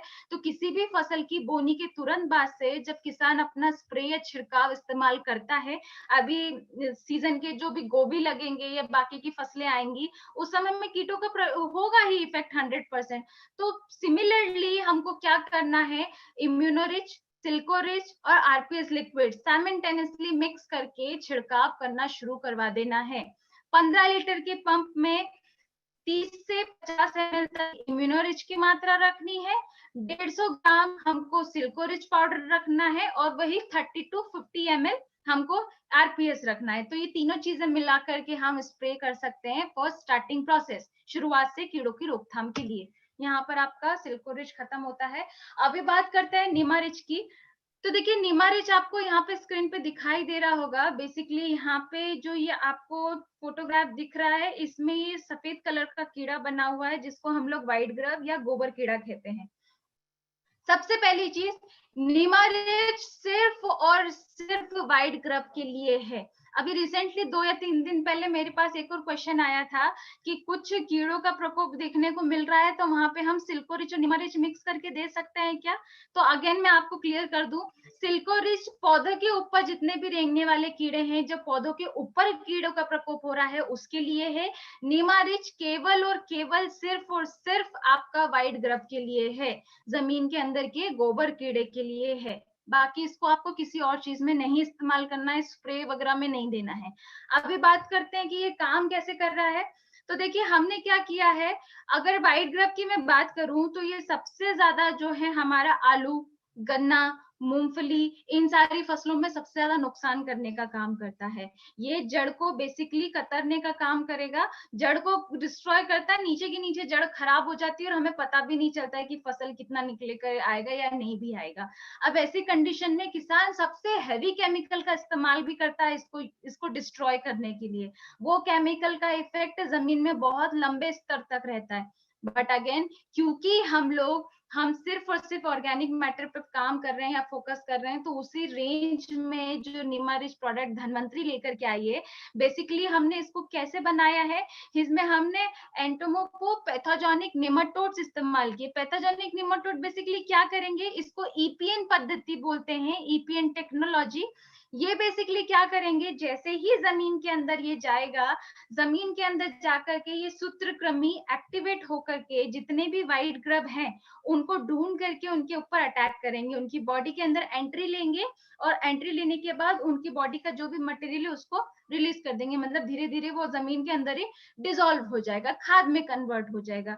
तो सबसे इंपॉर्टेंट, हमने यहाँ पे किसी प्रकार का कोई केमिकल ट्रीटमेंट नहीं इस्तेमाल किया, कोई हार्मफुल केमिकल इस्तेमाल नहीं किया और ये कंप्लीटली डिस्ट्रॉय हो गया।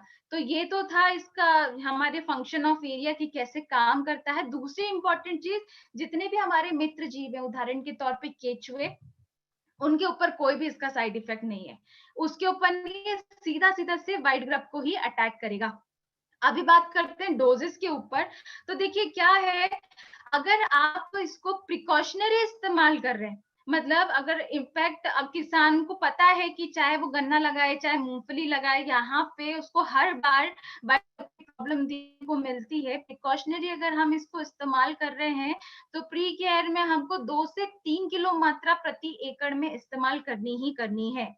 और अगर कुछ प्रतिशत असर दिखाई दे रहा है, ये तो बात हो गई कि नहीं दिया तब, अगर कुछ प्रतिशत असर दिखाई दे रहा है उस कंडीशन में क्या करना है, डोजेस को बढ़ा देना है, 4 किलो प्रति एकड़ रखना है। और अगर इम्पैक्ट बहुत एक्सेसिव दिख रहा है, मतलब बहुत जरूरत से ज्यादा इन्फेक्शन अगर आपको दिख रहा है, तो 5 किलो प्रति एकड़ का इसका डोज हमको रखना है। उदाहरण की तरकीब में अगर अगर मैं बात करूं कि इसको कैसे हमको इस्तेमाल करना है, तो उदाहरण के तौर पे हम गोबर खाद जो भी इस्तेमाल करने वाले शुरुआती खेत तैयार के बाद, तो गोबर खाद के साथ ये पर्टिकुलर पाउडर की मात्रा को मिक्स करके हमको खेतों में उसको डलवाना है। जैसे जैसे इरिगेशन का पानी उसमें लगता रहेगा, दवाई डिसॉल्व होकर के जमीन में जाती रहेगी और अपने रिजल्ट दिखाना शुरू कर देगी। तो ये निमारिच का है, स्पेशली गन्ने के लिए, मूंगफली के लिए, आलू की फसल के लिए, इन सब फसलों में ये कीड़ा सबसे ज्यादा प्रकोप करता है। वहां पे इसके अनबिलीवेबल रिजल्ट है। अभी पिछले ही सीजन में एमपी में हमने इसके आलू के ऊपर सबसे ज्यादा रिजल्ट लिए, क्योंकि आलू में सिमिलरली व्हाइट ग्रब का प्रॉब्लम होता है। तो वहां पे भी हमने इसके रिजल्ट लिए, तो वहां इसको आप इस्तेमाल कर सकते हैं। अभी बात करते हैं हम नेक्स्ट। देखिए इसी के साथ साथ अभी इसके लाइफ साइकिल को भी समझना इंपॉर्टेंट है। देखिए अभी मानसून का सीजन आएगा, हमने जैसे बाकी कीड़ों का लाइफ साइकिल समझा, उसी रेंज में ये व्हाइट ग्रब भी आते हैं। तो अभी आप यहाँ पे देख सकते हैं कि ये जो व्हाइट ग्रब है, अप्रैल मई और जून, इसमें क्या है, ये रूट फीडिंग करके जून के अभी सीजन में ये प्यूपा में कन्वर्ट होगा। फिर उसके बाद जुलाई आते आते जो है एग अंदर जमीन में जाकर के डेवलप होते रहेंगे। फिर उसके बाद ये अक्टूबर नवंबर दिसंबर तक डीप इन सॉइल, मतलब आपको जमीन की गहराई में इनका प्रकोप और ज्यादा बढ़ता हुआ दिखेगा। तो अभी मानसून के चरण से इनका प्रकोप शुरू होगा, जिसका लंबे समय तक हमको इम्पैक्ट देखने को मिलता है। अभी बात करते हैं हम लोग ट्रैपोरिज की। तो देखिए मैंने आपको जैसा कि बताया था कि ट्रैपोरिज, जो भी लोग अभी ज्यादा से ज्यादा ऑर्गेनिक फार्मिंग के ऊपर फोकस करते हैं, तो वो फेरोमोन ट्रैप्स या नॉर्मल ट्रैप्स का इस्तेमाल करते हैं। ट्रैप्स बेसिकली क्या है वो समझ लेते हैं। देखिए जितने भी रस चूसने वाले कीड़े हैं, जैसे पत्तियों का रस चूसने वाली मादा या फूलों का रस चूसने वाले कीड़े, ये जो कीड़े हैं सबसे ज्यादा आतंक फैलाते हैं फसलों के अंदर। फ्लावरिंग स्टेज में अगर रस चूसने वाला इम्पैक्ट किया तो फ्लावर से फल को बनने में प्रॉब्लम आती है। दूसरी इंपॉर्टेंट चीज, उदाहरण के तौर पे मैं सफेद मक्खी की बात करती हूँ। अगर किसी फसल में फंगल इन्फेक्शन है और वहां पे सफेद मक्खी का प्रकोप ज्यादा है, तो गारंटी है वो सफेद मक्खी उस इन्फेक्शन को और ज्यादा स्प्रेड करने का काम करेगी, और ज्यादा फैलाने का काम करेगी। एक पेड़ पे बैठेगी, वहां से इन्फेक्शन को कैरी करके दूसरे पेड़ पे ट्रांसफर करेगी। तो ऐसे स्थिति में हम एक छोटे छोटे बारीक कीड़ों को केमिकल से ज्यादा सिर्फ आसान तरीके से भी खत्म कर सकते हैं, डिस्ट्रॉय कर सकते हैं, जिसके अंदर ये ट्रैपोरिच आता है। अभी देखिए दो ये इस प्रकार के पत्ते आते हैं, एक नीले कलर का और एक पीले कलर का। सिंपल सी चीज है, जितना भी फूल के रस चूसने वाली मादा है वो पीले पत्ते की तरफ आकर्षित होती है, पत्तों का रस चूसने वाली जो मादा है वो नीले पत्ते की तरफ आकर्षित होती है। इस प्रकार से ये पूरा की पूरा इस पत्ते के ऊपर चिपक जाते हैं। इस ट्रैप्स की सबसे अच्छी खासियत ये है कि भरी बारिश में भी इसके ग्लू में कुछ नुकसान नहीं होने वाला है। ये ग्लू एज इट इज रहेगा, जब तक ये पत्ता पूरी तरीके से फुलफिल नहीं हो जाता, भर नहीं जाता है, तब तक आपको इसका इस्तेमाल करना है, ये लगे रहने देना है। तो ये ट्रैप्स आपके स्पेशली जो भी छोटे छोटे मच्छर है, मक्खियां हैं, उनके लिए काम आएगा। मैंने यहाँ पे डायग्राम आपको दिखाने के लिए भी यहाँ पे एडिट किया हुआ है कि इस प्रकार से देख सकते हैं। यहाँ पे आप सफेद मक्खी, छोटे छोटे फ्लाइज हैं, ये इनका प्रकोप सबसे ज्यादा होता है, जिनके लिए हम ये ट्रैप्स का इस्तेमाल करते हैं। अभी बात करते हैं हम लोग कंपोस्ट रिच की। तो देखिए कंपोस्ट रिच हम लोग बहुत मल्टीपल टाइम डिस्कस कर चुके हैं, और सबसे इम्पोर्टेंट चीज, ये प्रोडक्ट अभी रिसेंटली कंपनी ने लॉन्च किया है, और मेरे लिए तो ये बहुत गर्व की बात है। क्यों? क्योंकि इस प्रोडक्ट को लॉन्च करने के पीछे या मार्केट में लाने के पीछे जो है भाभा एटॉमिक रिसर्च का सबसे बड़ा योगदान है।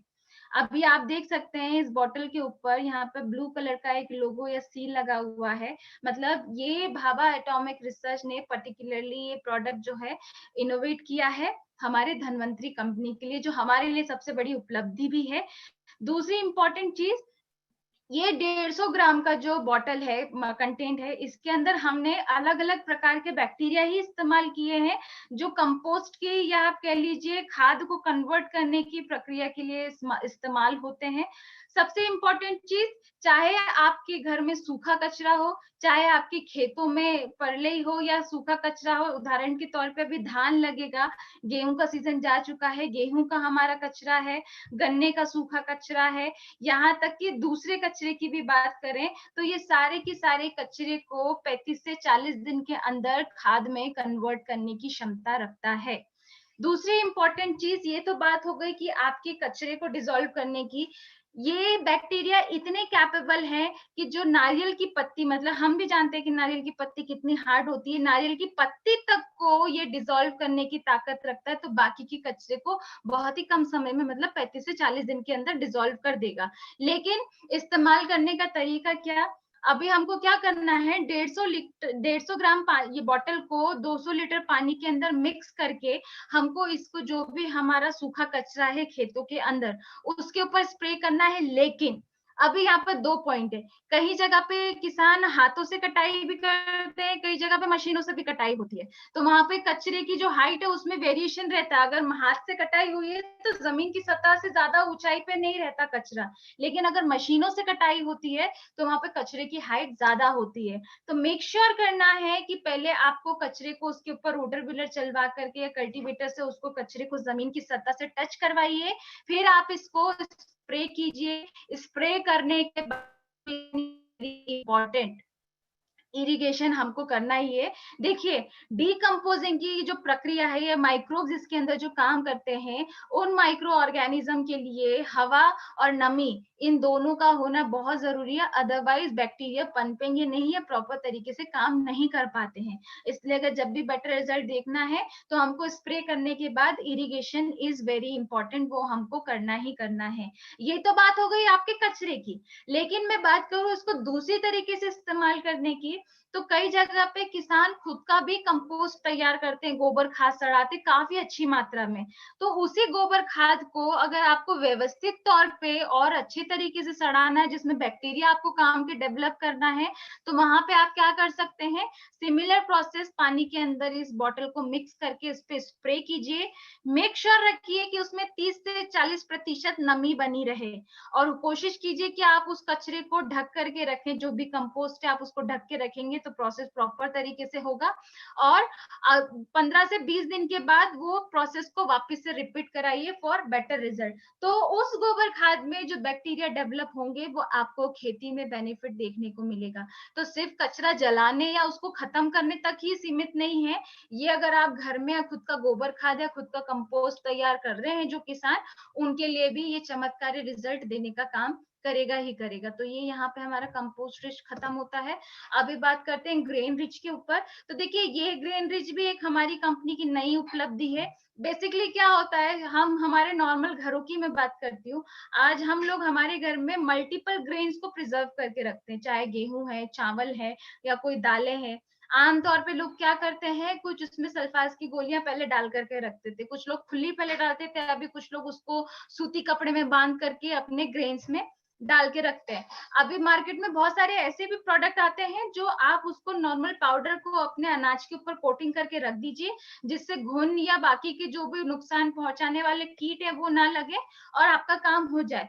लेकिन उस समय क्या होता था, जब भी आपको अनाज इस्तेमाल करना होता था, उदाहरण के तौर पे आपने कोई केमिकल पाउडर से ट्रीट किया, तो आपको पहले अनाज को धोना पड़ता था, उसके बाद आपको इस्तेमाल करना पड़ता था। उसी रेंज में जो ग्रेन रिच प्रोडक्ट कंपनी लेकर के आई है, 100% नेचुरल कंटेंट के साथ, मतलब अगर आप इसको अपना जो भी अनाज है उसके ऊपर कोटिंग करके रखते हैं, तो ये उतना ही प्रॉपर तरीके से सिक्योर है जितना कि हमारे बाकी के प्रोडक्ट।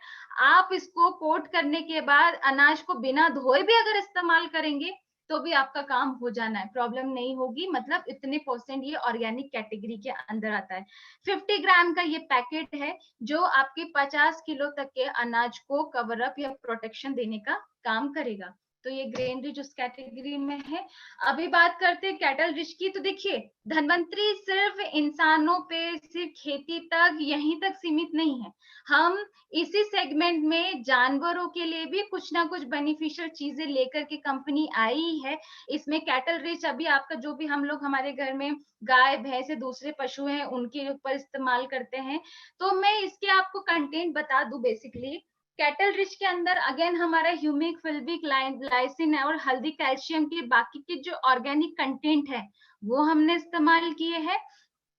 सबसे इंपॉर्टेंट चीज, अभी देखिए रोजमर्रा की जिंदगी में हम हमारे जो घर में जीव जंतु उस पर कितना फोकस कर पाते हैं। जो लोग मवेशी पालते हैं, मैं उनके लिए स्पेसिफिकली बात कर रही हूँ। अगर आप नॉर्थ साइड जाएंगे, यूपी, पंजाब, हरियाणा, यहाँ पे रेशियो ज्यादा है। एमपी में थोड़ा अभी चलन कम हो गया है, लोग अवॉइड करते हैं। लेकिन सिमिलरली राजस्थान में आपको देखने को मिलेगा, रायपुर, छत्तीसगढ़, यहाँ के इस एरिया में भी आपको देखने को मिलेगा। अब ऐसी स्थिति में घर के ही मवेशियों के साथ बहुत मल्टीपल प्रॉब्लम को भी फेस करना पड़ता है। प्रॉब्लम के ऊपर तो मैं बात करूंगी। सबसे इंपॉर्टेंट चीज क्या है, अगर कैटल रिच का रेगुलर हम इनटेक हमारे घर के पशुओं को करवाते हैं तो सबसे पहला क्या, दूध का जो फैट लेवल है उसमें इंक्रीमेंट होगा, फैट परसेंट बढ़ेगा, दूध की मात्रा में भी वृद्धि होगी। मात्रा में वृद्धि ऐसा नहीं कि पहले 2-3 लीटर आता था तो एकदम सडन 5-7 लीटर आने लग जाएगा।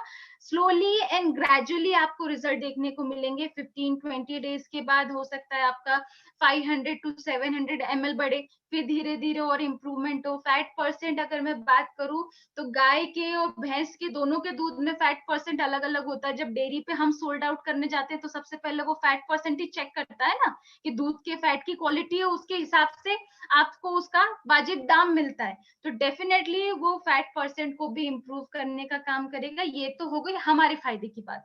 अब बात करते हैं अगर किसी पशु को दूसरी कोई प्रॉब्लम है, उदाहरण के तौर पे आज के समय में बांझपन की समस्या सबसे ज्यादा देखने को मिल रही है। दूसरा, कुछ गाय भैंसों में ये प्रॉब्लम भी होती है कि दूध आते आते थन बंद हो जाता है, थन में से पस या खून निकलने लगता है, उनके गौमूत्र में से या गोबर में से बहुत अजीब तरीके की स्मेल आती है, बहुत स्टिंक करता है। मतलब क्या, डाइजेस्टिव सिस्टम प्रॉपर नहीं है तो स्टिंक करेगा, स्वाभाविक है। तो ये जो बाकी की प्रॉब्लम है, मतलब उनका डाइजेस्टिव सिस्टम को भी सुधारेगा, साथ ही साथ जो दूसरी प्रॉब्लम है, उदाहरण के तौर पे उनका थन बंद हो गया है, उसमें से रक्त का स्त्राव हो रहा है, पस निकल रहा है, वो प्रॉब्लम को भी सॉल्व करने का काम करता है। इस पे भी हमने रिजल्ट लिए हुए हैं, तभी मैं आपको फैक्ट और फिगर के ऊपर बात कर रही हूँ। दूसरी चीज, अगर ऐसी कोई डिजीज है तो वहां पे आपको इमीडिएट रिजल्ट नहीं, आपको वेट करना पड़ेगा रिजल्ट के लिए। कम से कम कंटिन्यूशन में 3 to 4 मंथ आपको अपने जानवर को ये चीज खिलानी पड़ेगी। इन बिटवीन फैट परसेंट और आपके दूध की मात्रा तो बढ़ेगी, लेकिन जो प्रॉब्लम है वो धीरे धीरे रिजॉल्व होगी और वो 100% उस पर आपको रिजल्ट देखने को मिलेंगे। अब बात करते हैं इसकी डोजेस के ऊपर। तो देखिए, हमको इसकी 4 ग्राम मात्रा देनी है। ये पाउडर फॉर्म के अंदर आता है, लेकिन वो 4 ग्राम मात्रा आपको उनका जो भी वो सानी है, जो चारा होता है, उसके अंदर मिक्स करके नहीं देनी है। सबसे सिंपल प्रोसेस है। देखिए, चने के दाने के बराबर मात्रा 4 ग्राम, दैट विल बी इनफ, उतनी ही मात्रा होगी। उस मात्रा को रोटी के ऊपर रख के सुबह शाम एक एक रोटी हमको खिलानी है, सो दैट जो पर्टिकुलर मात्रा है वो प्रॉपर जगह पे जाए और उसका प्रॉपर रिजल्ट मिले। चारे के अंदर दवाई मिक्स मत कीजिएगा। सबसे अच्छा प्रोसेस रोटी के साथ देने का ही है। तो ये हमारा कैटल रिच है। उसके बाद अभी मोस्ट इंपॉर्टेंट प्रोडक्ट जो सबसे जरूरी कैटेगरी के अंदर आता है, और दूसरा, अभी आपका जो खरीफ के सीजन में आपके लिए सबसे स्पेशली ये काम आने वाला है, बीजो रिच। तो देखिए, बीजो रिच बेसिकली अभी रिसेंटली कंपनी ने ये प्रोडक्ट लॉन्च किया है। बहुत लंबे समय से कंपनी इसके ऊपर प्रोसेस करती जा रही थी। हम सब जानते हैं कि लॉकडाउन की विपरीत परिस्थितियां चल रही थी, फिर भी इन विपरीत परिस्थितियों में भी कंपनी अपने R&D डिपार्टमेंट को सक्रिय करके बैठी थी। कुछ ना कुछ डेवलपमेंट प्रोसेस चल रहा था, और उसी डेवलपमेंट के भाग में सबसे पहला अचीवमेंट हमारा बीजो रिच था, एंड सेकेंड अचीवमेंट इज जो हमने शुगर केन का किट लेकर के आए हैं। अभी बीजो रिच स्पेशली आपकी खरीफ के सीजन में क्यों काम आने वाला है, सब लोग आप थोड़ा सा प्रॉपर तरीके से सुनिएगा। आपको स्क्रीन पे यहाँ पे फोटोग्राफ जो दिखाई दे रहा है, ये 2 अलग अलग पैकिंग डिजाइन में दिख रहा होगा। पहला तो आपका ये येलो और रेड कलर की जो डिजाइनिंग में दिख रहा है, मतलब जितनी भी आपकी ऑयल सीड या पल्सेस वाली क्रॉप है, मतलब जितनी भी दलहन तिलहन वाली फसलें हैं, दलहन तिलहन, मूंगफली, सोयाबीन, जो भी हमारी बाकी की दालें हैं, उन फसलों के लिए ये वाली बॉटल। उसके बाद दूसरे नंबर पे आपको दिख रहा होगा ग्रीन कलर का, तो ये सीरियल क्रॉप, मतलब आपका धान, गेहूं, मक्का, बाजरा, जितने भी आपके ग्रेन्स हैं, सीरियल क्रॉप हैं, वो सारे के सारे ये दूसरे वाली बॉटल के साथ इस्तेमाल होंगे। तो ये 2 कैटेगरी हो गई, दलहन तिलहन के लिए अलग और अनाज वाली फसलों के लिए अलग। अब ये अलग क्यों लेकर के आए हैं वो मैं आपको बताती हूँ, उसके ऊपर भी हम लोग डिस्कस करेंगे। लेकिन उसके ऊपर डिस्कस करने के पहले मैं आपको एक चीज बताती हूँ कि हमने जो बीजो रिच के अंदर तत्व इस्तेमाल किए हैं वो बेसिकली क्या है। तो देखिए, इसके अंदर हमने 3 प्रकार के बैक्टीरिया इस्तेमाल किए हैं, नाइट्रोजन, फास्फोरस और पोटाश, एनपीके। अभी ये एनपीके जो बैक्टीरिया हमने इस्तेमाल किए हैं, इनका कंजर्शियम किया है। कंजर्शियम बोले तो एक साथ एक ही बॉटल में तीनों बैक्टीरिया हमने आपको दिए हैं। अब ये बैक्टीरिया क्या करेंगे, आपकी जमीन के अंदर जब भी आप बीज उपचारित करके बीज को लगाएंगे, तो जो भी मृदा जनित रोग है उससे भी सुरक्षा देंगे। दूसरी चीज, आपका जो बीज है उसको एक समान रूप से अंकुरित करने का भी काम करेंगे। ये सब इम्पोर्टेंट चीज। दूसरी चीज, किसी भी फसल के लिए बीज उपचार, सीड ट्रीटमेंट एक तरीके से आपका टीकाकरण का काम करती है। टीकाकरण हम लोग कितनी बार गर्भ संस्कार वाला टॉपिक भी डिस्कस कर चुके हैं कि क्यों बीज हमारा सीड ट्रीटमेंट जरूरी है या मैंडेट है, हमने बहुत बार उसको डिस्कस किया है। लेकिन बीज उपचार मेरी नजर में किसी भी फसल के लिए टीकाकरण की तरह काम करता है। ये किसी भी फसल की पहली सीढ़ी, पहला पायदान है। लेकिन आप यकीन नहीं मानेंगे, मैक्सिमम किसान इस प्रोसेस को अवॉइड करते हैं, भूल जाते हैं। कुछ लोग इसको अपनाना नहीं चाहते जस्ट बिकॉज ऑफ कि हमारा टाइम इन्वेस्ट होगा या हम इतना समय नहीं दे सकते। दूसरी चीज, अगर कुछ लोग इसको करते भी हैं तो कहीं ना कहीं पे प्रोसेस भी गलत हो जाता है। मैंने कुछ किसानों से बोलते हुए सुना है कि मैडम हम बीज उपचार करेंगे, लेकिन हम बीज को 24 या 48 घंटे बाद बोएंगे। उपचारित आज कर देंगे लेकिन लगाएंगे 2 दिन बाद, क्योंकि हमारे लिए डिफिकल्ट हो जाता है सेम डे में उसको उपचारित करना और सेम डे में लगाना। तो वो प्रोसेस करने से भी क्या नुकसान होने वाला है वो भी मैं आपको बताऊंगी। दूसरी जरूरी चीज, अभी सबसे बड़ा पॉइंट समझने का ये है कि बीजो रिच बेसिकली किसी भी प्रकार का अगर आप फसल में इसको इस्तेमाल कर रहे हैं, चाहे दलहन तिलहन हो, चाहे हमारा अनाज वाली फसलें हो, उस सारे की सारे बीज को एक समान रूप से उपचारित करेगा, एक समान रूप से अंकुरित करने का काम करेगा, जिसका फायदा किसान को उत्पादन के समय पे भी होगा। जो बाकी की अगर कुछ तकलीफ या परेशानी फसल के अंदर निकल के आती है, वो उससे भी उसको प्रोटेक्ट करने का काम करेगा, क्योंकि मैंने जैसा कि कहा कि टीकाकरण की प्रोसेस की तरह काम करता है। अभी बात करते हैं इसकी मात्रा के ऊपर। तो देखिए 250 ml की इसके अंदर बॉटल है, जिसके अंदर हमने सिर्फ 250 ml मात्रा दी है।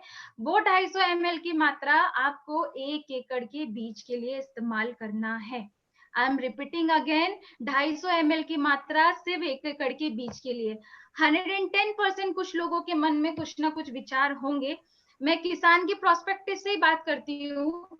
देखिए, हर किसान अपने अकॉर्डिंग अपनी बीज की मात्रा को कैलकुलेट करता है। कहीं पे कुछ ना कुछ 19-20 फर्क। धान की बात करूं तो धान बीज की मात्रा अलग है। सोयाबीन की बात करें तो उसमें भी बीज की मात्रा अलग रहने वाली है। अभी उदाहरण के तौर पे कहीं पे कोई किसान 4 किलो बीज इस्तेमाल करने वाला था, वहीं सोयाबीन में अब 1 बीघा में कुछ 30-35 किलो बीज इस्तेमाल करता है किसान। तो उसका लॉजिक ये जाता है कि एक जगह पे मैं 30-35 किलो में इस्तेमाल कर रहा हूँ और एक जगह में 4 किलो में इस्तेमाल कर रहा हूँ। मतलब ये भी कर सकता हूँ कि मैं 20 किलो या 30 किलो बीज में इस्तेमाल कर लूं और उसको 4 एकड़ में डाल दूं, ये भी तो कर सकते हैं। तो ऐसी स्थिति में क्या होगा, रिजल्ट में वेरिएशन देखने को मिलेगा, रिजल्ट में डिफरेंस 100% देखने को मिलेगा। इस बॉटल का जो डिजाइनिंग है, जो काम करने का फंक्शन का तरीका है, वो सिर्फ और सिर्फ 1 एकड़ के एरिया के लिए ही है। कैसे, उदाहरण से समझते हैं। उदाहरण के तौर पे मैं अगर सोयाबीन का बीज लगाने वाली हूँ 1 एकड़ में 45 या 40 किलो के लगभग, उदाहरण के तौर पे उस बीज को मैंने एक 250 ml की बोतल से उपचारित कर दिया। अब उपचारित करके मैंने क्या किया, वो 250 ml की जो बैक्टीरिया है, जीवाणु है, पर्टिकुलर उसी एरिया में ब्रॉडकास्ट हुए जितने एरिया में जाने चाहिए थे। अब लेकिन मैंने क्या किया, यहाँ पे 40-45 की जगह पे 1 कुंटल बीज को 250 ml बॉटल से उपचारित कर दिया। तो जो बैक्टीरिया है वो क्या हो जाएंगे, डाइवर्सिफाई हो जाएंगे, डिवाइड हो जाएंगे, उसकी मात्रा अलग अलग एरिया में जाएगी, 1 एकड़ की जगह 2 एकड़ में चली जाएगी। तो डेफिनेटली रिजल्ट में भी वेरिएशन देखने को मिलेगा। तो इसीलिए यहाँ पे ये पॉइंट समझना सबसे ज्यादा जरूरी है। मैं आप लोगों से इसलिए शेयर कर रही हूँ क्योंकि अभी रिसेंटली मेरे पास क्वेश्चन आया था। एक व्यक्ति का कहना था कि मैडम हम लोग आरपीएस से ही 250 ml आरपीएस से हम 1 कुंटल बीज उपचारित कर देते थे। तो फिर तो उस हिसाब से बीजो रिच की जो 250 ml मात्रा है वो 1 एकड़ के बीज के लिए नहीं, ज्यादा बीज के लिए इस्तेमाल होगी, किसान का ऐसा कहना है। तो उन लोगों को स्पेशली डाउट क्लियर करने के लिए मैंने ये बात बताई है। साथ ही साथ अगर आपके मन में भी ये प्रश्न पनप रहा हो तो आप लोगों का भी प्रश्न क्लियर हो जाए। बीज की मात्रा कितनी भी हो, डजेंट मैटर, आपको करना सिर्फ 1 एकड़ के एरिया के लिए ही है, क्योंकि ये बैक्टीरिया 1 एकड़ के एरिया में जाकर के ही काम करेंगे, डेवलपमेंट करेंगे। वो तो जमीन में जाके और पनपेंगे ना, लंबे स्तर पे आपको फायदा देंगे। इस वजह से इसको 1 एकड़ का डोज ही रखा गया है। अभी ये तो बात थी बीजो रिच की। अभी मैं आपको सबसे एक इम्पॉर्टेंट पॉइंट यहाँ पर डिस्कस करने वाली हूँ। देखिए, बहुत सारे लोग अभी हम यहाँ पे जितनी भी हमारी खरीफ की फसल है, अलग अलग एरिया में अलग अलग फसलें लगेंगी। सोयाबीन भी है, मूंगफली भी है, हमारा धान भी है। यहाँ तक कि कुछ एरिया में अभी धान की नर्सरी प्रिपेयर होनी शुरू भी हो गई होगी आपके रायपुर छत्तीसगढ़ तरफ। तो मैं एक ओवरऑल फैक्ट और फिगर के ऊपर मेरा दिमाग को मैं कैलकुलेट कर रही थी कि जो बीज उपचार की प्रक्रिया है सिर्फ जीवाणुओं तक सीमित नहीं है। हम कहते हैं कि मृदा जनित रोगों को करने के लिए हमको फंगिसाइड भी इस्तेमाल करने, क्योंकि ट्राइकोडर्मा सुडोमोनास भी जाना चाहिए, तो वो फंगस को खत्म करेंगे। जीवाणु कल्चर या जीवाणु बैक्टीरिया अपना अलग तरीके से काम करेंगे। तो इस प्रोसेस में ये 3 चरण सबसे ज्यादा इंपॉर्टेंट होता है। पहला होता है फंगिसाइड, दूसरा इंसेक्टिसाइड, तीसरा मैंने यहाँ पे राइजोबियम, जो दलहन तिलहन फसल के लिए बैक्टीरिया इस्तेमाल होता है, वो मैंने सिर्फ राइजोबियम लिखा है। उदाहरण के तौर पे सोयाबीन में राइजोबियम का ही कल्चर लगेगा। तो अभी क्या होता है, बहुत सारे, ये किसानों के प्रोस्पेक्टिव से मैं आपको समझा रही हूँ। आने वाली फसलों में धान की बात करें या सोयाबीन की बात करें, तो ये तीनों चरणों को किसान फॉलो करता है। वो फंगिसाइड फफूंदी नाशक से भी उपचारित करेगा, केमिकल वाला, कीटनाशक से भी, कीटनाशक केमिकल वाला। उसके बाद आता है तीसरा चरण, जीवाणु कल्चर वाला। तो अभी ये तीनों प्रोसेस में हमारा कौन सा प्रोडक्ट कहाँ पे फिट बैठ रहा है, ये आप लोगों को समझना है। तो देखिए, सबसे पहली कैटेगरी के अंदर आ जाता है फफूंदी नाशक मतलब फंगिसाइड, जो कि आ गया हमारा सॉइल गार्ड। सॉइल गार्ड यहाँ पे हमको इस्तेमाल करना है। फिर बात करते हैं कीटनाशक इंसेक्टिसाइड। तो देखिए, कीटनाशक हम जो सबसे ज्यादा रिकमेंड करते हैं कि जो हमारा इम्यूनोरिच है हम उसको स्प्रे में इस्तेमाल करते हैं। तो अगर यहाँ पे बीज उपचार में इम्यूनोरिच हम स्किप भी करेंगे तो चलेगा। फिर सेकंड थर्ड प्रोसेस आता है जीवाणु या बैक्टीरिया, जहां पे आ जाता है हमारा बीजोरिच। अब ये जो प्रोसेस है, उदाहरण के तौर पे धान की बात करूं, सोयाबीन की मैं बात करूं, तो सबसे पहले हमको क्या करना है, सॉइल गार्ड से उसको उपचारित करना है। 5 से 10 ml प्रति किलो बीज की मात्रा के हिसाब से उसमें 10 ml पानी मिला के उसको हल्के हल्के हाथ से बीज के ऊपर कोटिंग करनी है। उसके बाद फंगिसाइड से उपचारित करने के बाद कम से कम 2 घंटे तक के लिए उस बीज को हमको छांव में सुखा करके रखना है, सुखाने के लिए छोड़ना है। 2 घंटे के बाद हमको हमारा जो जीवाणु है, जो बैक्टीरिया है, 250 ml की बोतल बैक्टीरिया की। अब देखिए, यहाँ पे अगर बीज की मात्रा कम है तो पानी के रेशियो को कम रखिए, बीज की मात्रा ज्यादा है तो पानी के रेशियो को अकॉर्डिंगली बढ़ा दीजिए। किसान अंडरस्टूड है ये सारी चीजों को, वो आसानी से समझता है, तो वो अपनी सहूलियत के हिसाब से वो चीज मैनेज कर लेगा। कल्चर से या बीजो रिच से उपचारित करने के बाद 10 से 15 मिनट ही हमको हमारे बीज को छांव में सुखाना है। देन इमिडिएटली उसकी सोइंग कर देनी है या बोनी करनी है। अब मैं आपको बताती हूँ, फंगिसाइड में और बैक्टीरिया में 2 घंटे का हमने गैप क्यों रखा। एक में हमारे मित्र फंगस है, एक के अंदर हमारे बैक्टीरिया है। अगर दोनों के बीच में हमने प्रॉपर समय नहीं दिया तो आपस में कंटेमिनेशन हो जाएगा, किसी ना किसी का असर गड़बड़ होगा, इसलिए 2 घंटे का गैप रखना जरूरी है। दूसरी चीज, बैक्टीरिया से उपचारित करने के तुरंत बाद बोनी क्यों बोल रहे हैं, मतलब 15 से 20 मिनट के बाद बोनी क्यों बोल रहे हैं, क्योंकि वो बैक्टीरिया ड्राई आउट नहीं होना चाहिए। कुछ किसान अगर उसको लंबे समय तक सूखने के लिए छोड़ेंगे तो बैक्टीरिया ड्राई आउट हो जाएंगे, सूख जाएंगे, तो जो रिजल्ट मिलना चाहिए था वो मिलेगा ही नहीं, फिर किसी काम का नहीं। तो इसलिए उसको इमिडिएटली हमको सोइंग करनी है। ये आपको प्रोसेस सबसे स्पेशली ध्यान रखना है। दूसरी इंपॉर्टेंट चीज, बीजोरिच का हम उपचारित तो हम कर रहे हैं एक समान अंकुरण के लिए, लेकिन उसके पहले किसान मैक्सिमम ये मेक श्योर रखें कि अपने हर बीज को आकलन करना जरूरी है। मतलब जो भी आप घर में बीज इस्तेमाल कर रहे हैं, कुछ लोग हाइब्रिड बीज इस्तेमाल करते हैं, कुछ लोग घर का ही बीज इस्तेमाल करते हैं, तो वो दोनों बीज को कैलकुलेट करना जरूरी है। वो नमक के पानी के घोल के साथ बीज को डुबो करके छोड़ेंगे तो जितना भी खराब बीज है वो ऊपर तली पे तैरने लगेगा। जो ऊपर तैरने लग जाए वो वेस्ट मटेरियल है, मतलब वो बीज कभी अंकुरित नहीं होने वाला था। जितना जमीन के या पानी की तली में बैठ जाए नीचे की तरफ, वो ही बीज सिर्फ काम का है। उस बीज को निकाल करके उपचारित करें तो यहाँ पर क्या प्रॉपर तरीके से बीज का आकलन भी हो जाता है। ये इंपॉर्टेंट प्रोसेस है। उसके बाद मैं बात कर रही थी आपसे, देखिए यहाँ पे राइजोबियम कल्चर या आपका एजोस्पाइरलम जो कल्चर है, जो हमने 2 नाइट्रोजन के अलग बैक्टीरिया लिए हैं हमारी बीजो रिच की बोतल में। मतलब राइजोबियम हमने किस में लिया है, दलहन तिलहन वाली फसलों के अंदर, और एजेसोस्पाइलम हमने किसमें लिया है, जितने भी हमारी अनाज वाली फसल हैं उनके अंदर। तो राइजोबियम बेसिकली क्या करता है, जितनी भी आपकी दलहन वाली फसलें हैं या तिलहन वाली फसलें हैं, वो आप जैसे ही उनकी फसलों की जड़ों को आप उखाड़ करके देखेंगे तो उस पे पिंक कलर का छोटे छोटे नोड्स बनते हैं, जिसके अंदर से पिंक कलर का जूस का स्राव होता है। मतलब क्या, वो जो राइजोबियम डेवलप होता है जो हवा की नाइट्रोजन, जमीन की नाइट्रोजन लेकर के पौधे को उसको खाने के रूप में मुहैया कराने का काम करता है, इसलिए उसका राइजोबियम कल्चर का अपना इम्पोर्टेंट है। दूसरी बात करें, अगर हम दलहन तिलहनों के अलावा जो अनाज वाली फसलें हैं, अनाज वाली फसल में नाइट्रोजन के बैक्टीरिया का क्या महत्व है वो समझिए। देखिए मैंने यहाँ पर आप लोगों के लिए स्पेशली मेंशन किया है। अगर हम लोग धान हो गया, मोटे अनाज हो गए, गेहूं है, जौ है, इन सारी फसलों में इसका इस्तेमाल करते हैं तो 10 से 12% तक हमको मुनाफा देखने को मिलता है, फसल में इजाफा देखने को मिलता है। ये बैक्टीरिया का महत्व है। उसके बाद 15 से 20 किलोग्राम नाइट्रोजन प्रति हेक्टेयर की बचत भी होती है। मैंने जैसा कि आपको बताया कि अगर आपका जीवाणु जमीन के अंदर है तो वो प्रॉपर भोजन को प्रॉपर जगह पे पहुंचाने का काम करेगा, या अवेलेबल भी नहीं है तो प्राकृतिक स्रोत से कलेक्ट करने का काम करेगा। तो इसीलिए हमने क्या किया, जो बीजो रिच की बॉटल है उसमें एनपीके, नाइट्रोजन, फास्फोरस पोटाश के बैक्टीरिया एक जैसे ही है दोनों बॉटल में, सिर्फ नाइट्रोजन का बैक्टीरिया चेंज किया है। दलहन तिलहन वालों में राइजोबियम डाला है, अनाज वाली में हमने एजोस्पाइलम डाला है। ये इतना बेसिक डिफरेंस है जो हमको बेनिफिट देखने को मिलता है। अभी एक और मैं आपसे इंपॉर्टेंट चीज डिस्कस कर रही हूँ। कुछ लोगों को कंफ्यूजन भी होता है कि निमाटोड्स में और राइजोबियम में भी अंतर नहीं देखने को मिलता।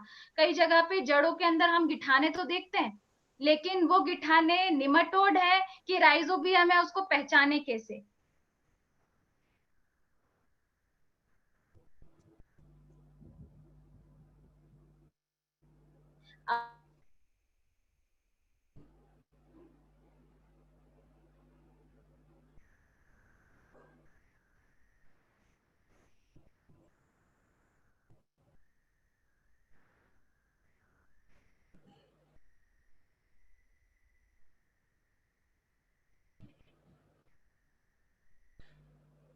हेलो, थोड़ा मैडम का नेट का प्रॉब्लम हुआ होगा। आज बहुत बेहतरीन जानकारी मैडम ने दी है। उम्मीद करता हूँ सभी लोगों को पसंद आई होगी। जब तक मैडम दोबारा कनेक्ट होती हैं तब तक मैं चाहूँगा, ये बेहतरीन जानकारी, धन्वंतरी ने ये बेहतरीन प्रोडक्ट हमें अवेलेबल कराए हैं। ये प्रोडक्ट जिसने भी आपको यहाँ पे, अगर आप फर्स्ट टाइम आए हैं, जिन्होंने भी यहाँ पे आपको इनवाइट किया है, उन्होंने लिंक भेजा है, उनसे इनकी पूरी जानकारी आप ले सकते हैं। आज ये प्रोडक्ट एज ए ग्लैंस, मतलब आपको सिर्फ एक झलक दिखाई गई है। हर एक प्रोडक्ट कंपनी का बेहतरीन है, जिसकी पूरी डिटेल है, हर एक प्रोडक्ट की अलग पीपीटी है। ये प्रोडक्ट ना सिर्फ हमारे देश के लिए बेहतरीन है, हमारे लिए बेहतरीन है, ना सिर्फ हमारे किसानों के लिए बेहतरीन है, बल्कि उनको एक आय का स्रोत भी देते हैं। तो ये बहुत महत्वपूर्ण है। हम डॉक्टर रमेश पाटिल का मिशन हेल्दी इंडिया और वेल्दी इंडिया, ये दोनों को लेके चल रहे हैं। इस मिशन के तहत जो हमारी मेन जो है हमारे देश के लिए, वो किसान हैं। वो किसान जैविक खेती भी करें और उसके साथ साथ, उस खेती के साथ साथ वो अपना इनकम का सोर्स भी अपना स्टार्ट करें। तो ये सब जो ऑलरेडी डिस्ट्रीब्यूटर हैं, जो ऑलरेडी इस अभियान के साथ जुड़े हुए हैं, वो इन प्रोडक्ट पे बेहतरीन काम कर सकते हैं। उसके अलावा अगर चाहें तो आप जो नए लोग आए हैं, वो लोग सभी लोगों को, जो लोग भी अपने साथ के हैं, उन्हें बता के, या अपने जिन लोगों ने उन्हें इनवाइट किया है उनसे उनका नंबर लेके, मैं मेरठ से रमन शर्मा हूँ। अलग अलग पूरे हिंदुस्तान में हर जगह ये काम हो रहा है, हर स्टेट में धन्वंतरी काम कर रही है, हर स्टेट में ये प्रोडक्ट आपको अवेलेबल हैं। तो आप चाहें तो हर स्टेट के प्रोडक्ट आप ले सकते हैं। तो मैं चाहता हूँ कि मैडम अगर मीटिंग में आ चुकी हैं तो थोड़ा सा लास्ट का तो रह गया था सेशन, आप चाहेंगे अगली बार क्वेश्चन आंसर सेशन भी करेंगे। इसके लिए आपको कहना पड़ेगा, जिन्होंने आपको लिंक दिया कि एक सेशन मैडम का और कराया जाए, तो उसमें क्वेश्चन आंसर सेशन रख दिए जाएंगे सारे, सभी लोगों की जिसमें कोई क्वेरी हो अपनी खेती से रिलेटेड, वो जानकारियाँ, ताकि कोई भी क्वेश्चन उनके माइंड में हो तो वो भी सॉल्व आउट किया जाए। मैं राजेश गुप्ता जी हमारे जो इस मीटिंग को होस्ट कर रहे हैं धन्वंतरी सतारा ऑफिस से, उनके हम थैंकफुल हैं। कंपनी मैनेजमेंट के थैंकफुल हैं कि जिन्होंने इतनी बेहतरीन ट्रेनिंग हमें प्रोवाइड कराई और कंपनी ने इतने बेहतरीन प्रोडक्ट प्रोवाइड कराए। तो राजेश गुप्ता जी अगर मुझे सुन पा रहे हैं तो अपने आप को अनम्यूट करें। और मेरे को लगता है मैडम अभी जुड़ नहीं पाई हैं शायद, या मैडम को फोन कर पूछ रहे हैं राजेश गुप्ता जी।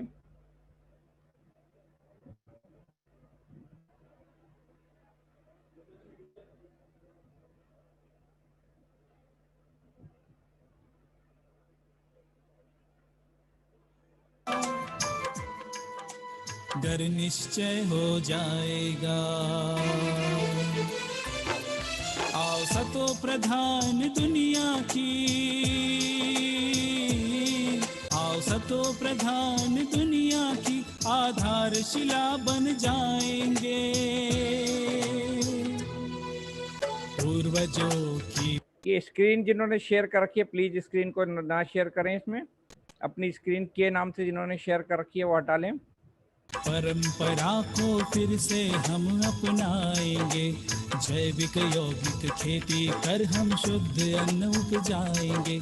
जैविक यौगिक खेती कर हम शुद्ध अन्न उपजाएंगे।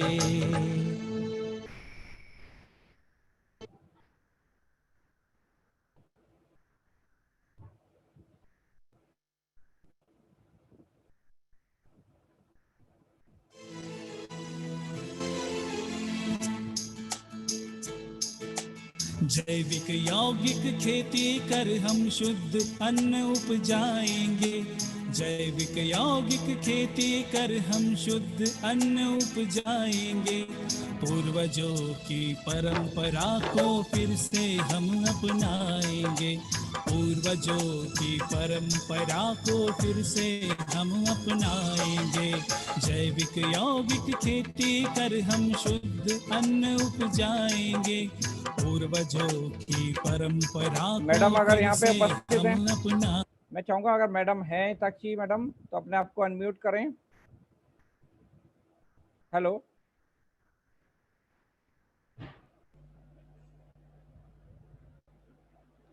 हिताक्षी मैडम, राजेश जी अनम्यूट कर दें मैडम को। मैडम ऑलरेडी हैं हमारे बीच में, तो जो रह गया है मैं अभी या तो राजेश गुप्ता जी को फोन करता हूँ। हाँ मैडम आप हैं ऑलरेडी, मैं राजेश गुप्ता जी को फोन करता हूँ।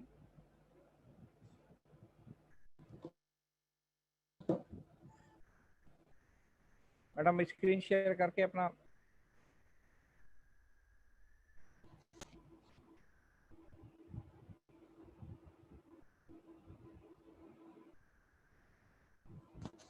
Just a minute, Rajesh Gupta ji host कर रहे हैं इस मीटिंग को।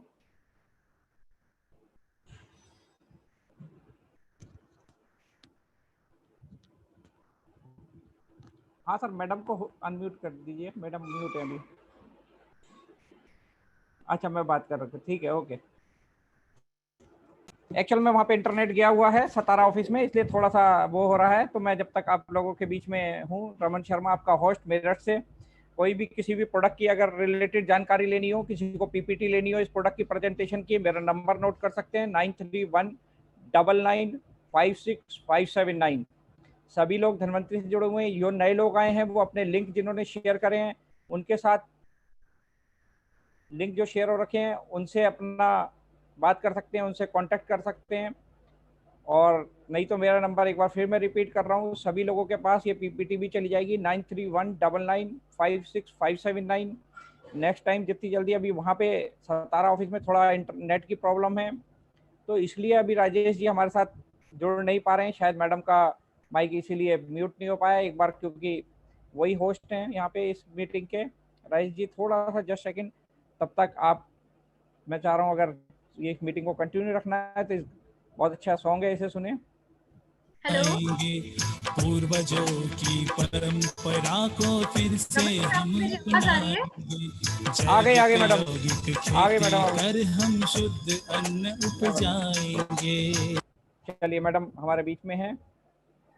हाँ जी, अनफॉर्चुनेटली प्रॉब्लम के कारण हम लोग नहीं डिस्कशन कर पाए आगे। अभी सर मुझे राजीव जी एक्सेस दे दीजिए, तो बचा कुचा जो रिमेनिंग हमारा स्लाइड है हम लोग वाइंड अप करें। ज्यादा इंफॉर्मेशन नहीं है, बट वो एक जो समरी को हमें फाइनली वाइंड अप मोडिशन पे लाना है, वो ही बस बचा हुआ है। तो आप मुझे प्लीज यहाँ से एक्सेस दे दीजिए, सो दैट मैं अपना स्क्रीन शेयर कर पाऊँ, और जो भी आज का इंफॉर्मेशन वाला पार्ट है हम लोग यहाँ पे क्लोज करें। और अभी देखिए रमन सर ने जैसा कि आप लोगों को बोला, ये तो सिर्फ अभी आप लोगों के फॉर बेसिक इंफॉर्मेशन के लिए, कि जितना ज्यादा से ज्यादा मैं आप लोगों को बता सकती थी अबाउट प्रोडक्ट, ये वो वाला पार्ट था।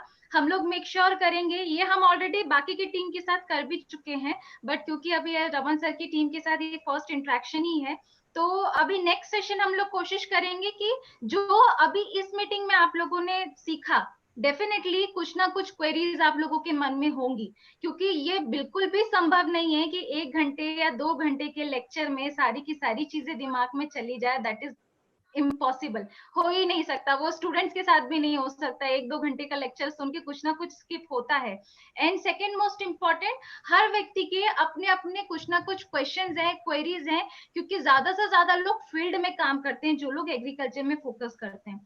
ये तो बात हो गई काम करने वाले लोगों की। दूसरा, हो सकता है आप लोगों का फार्मर का अच्छा ग्रुप हो, या फार्मर के क्वेश्चन आपके पास आते हो जिनके जवाब आपके पास नहीं हो, या कुछ क्वेश्चंस फार्मर आपके थ्रू पूछना चाहते हो, तो आप लोग अपने सारे की सारी क्वेरीज को नोट डाउन करके अपने पास रखिए। नेक्स्ट टाइम हम लोग बहुत जल्दी सिर्फ और सिर्फ आपकी क्वेरी के लिए कलेक्ट होंगे। हम ऑलरेडी गुजरात और एमपी की टीम के साथ ये सेशन कर चुके हैं, जिसमें सिर्फ क्वेश्चनर सेशन था।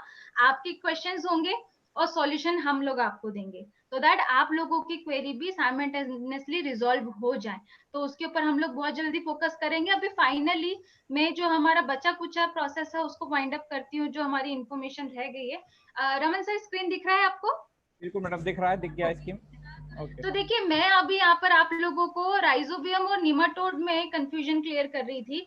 बेसिकली राइजोबियम जो है, हमारी जितनी भी मैंने आपको बताया दलहन तिलहन वाली फसलें हैं, उसके अंदर काम करता है। राइजोबियम का काम क्या है?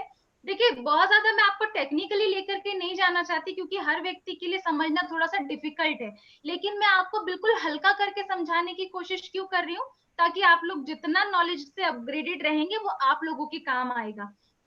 तो राइजोबियम बेसिकली हवा से या प्राकृतिक नाइट्रोजन को जमीन से लेकर, हवा से लेकर के पौधे को भोजन के रूप में प्रोवाइड करता है, बना करके रखता है। और जितने ज्यादा राइजोबियम के नोड्स डेवलप होते हैं, जितने ज्यादा ये गिठाने बनती है, उससे आकलन लगाया जाता है कि पौधा कितना स्वस्थ है या फसल में वाकई में कितना अच्छा काम हुआ है। लेकिन डिफरेंस क्या आ जाता है, कुछ जगह पे अंडरस्टैंड नहीं किया जा सकता कि निमाटोड्स क्या है और राइजोबियम क्या है। तो सिंपल सा राइजोबियम को समझने का अंतर है, जब भी आपको पौधे की जड़ पे ये गिठाने दिखे, आप उन गिठानों को जैसे ही स्क्वीज करेंगे, हल्का सा मसलेंगे, उसमें से पिंक कलर का पल्प निकलता है, पिंक कलर का जूस निकलेगा, दैट मीन्स वो राइजोबियम है। जब फसल पूरी तरीके से डेवलप हो जाती है, पक जाने की कंडीशन में आ जाती है, तब वो पिंक कलर का कलर ग्रीन में कन्वर्ट हो जाता है। ये तो बात थी राइजोबियम की। लेकिन अगर निमाटोड जो है, बेसिकली ये एक प्रकार की बीमारी है जिसको हम पौधों का कैंसर भी बोलते हैं। इस बीमारी के अंदर क्या होता है, जो भी सूत्रकृमि है वो पौधे की जड़ के अंदर एंट्री लेके और वहां पे अपनी प्रजाति को फैलाने का काम करते हैं। वहीं पे अंडे देख करके फिर बच्चे डेवलप होंगे, तो पर्टिकुलर एरिया में जड़ की गिठाने जो है, गिठाने बन जाती है। तो ये बेसिक डिफरेंस है राइजोबियम में और निमाटोड्स में, जो आपको कैसे पहचानना मैंने यहाँ पे क्लियर किया है। अभी हम बात करते हैं हमारी अपकमिंग फसल, जैसा कि धान।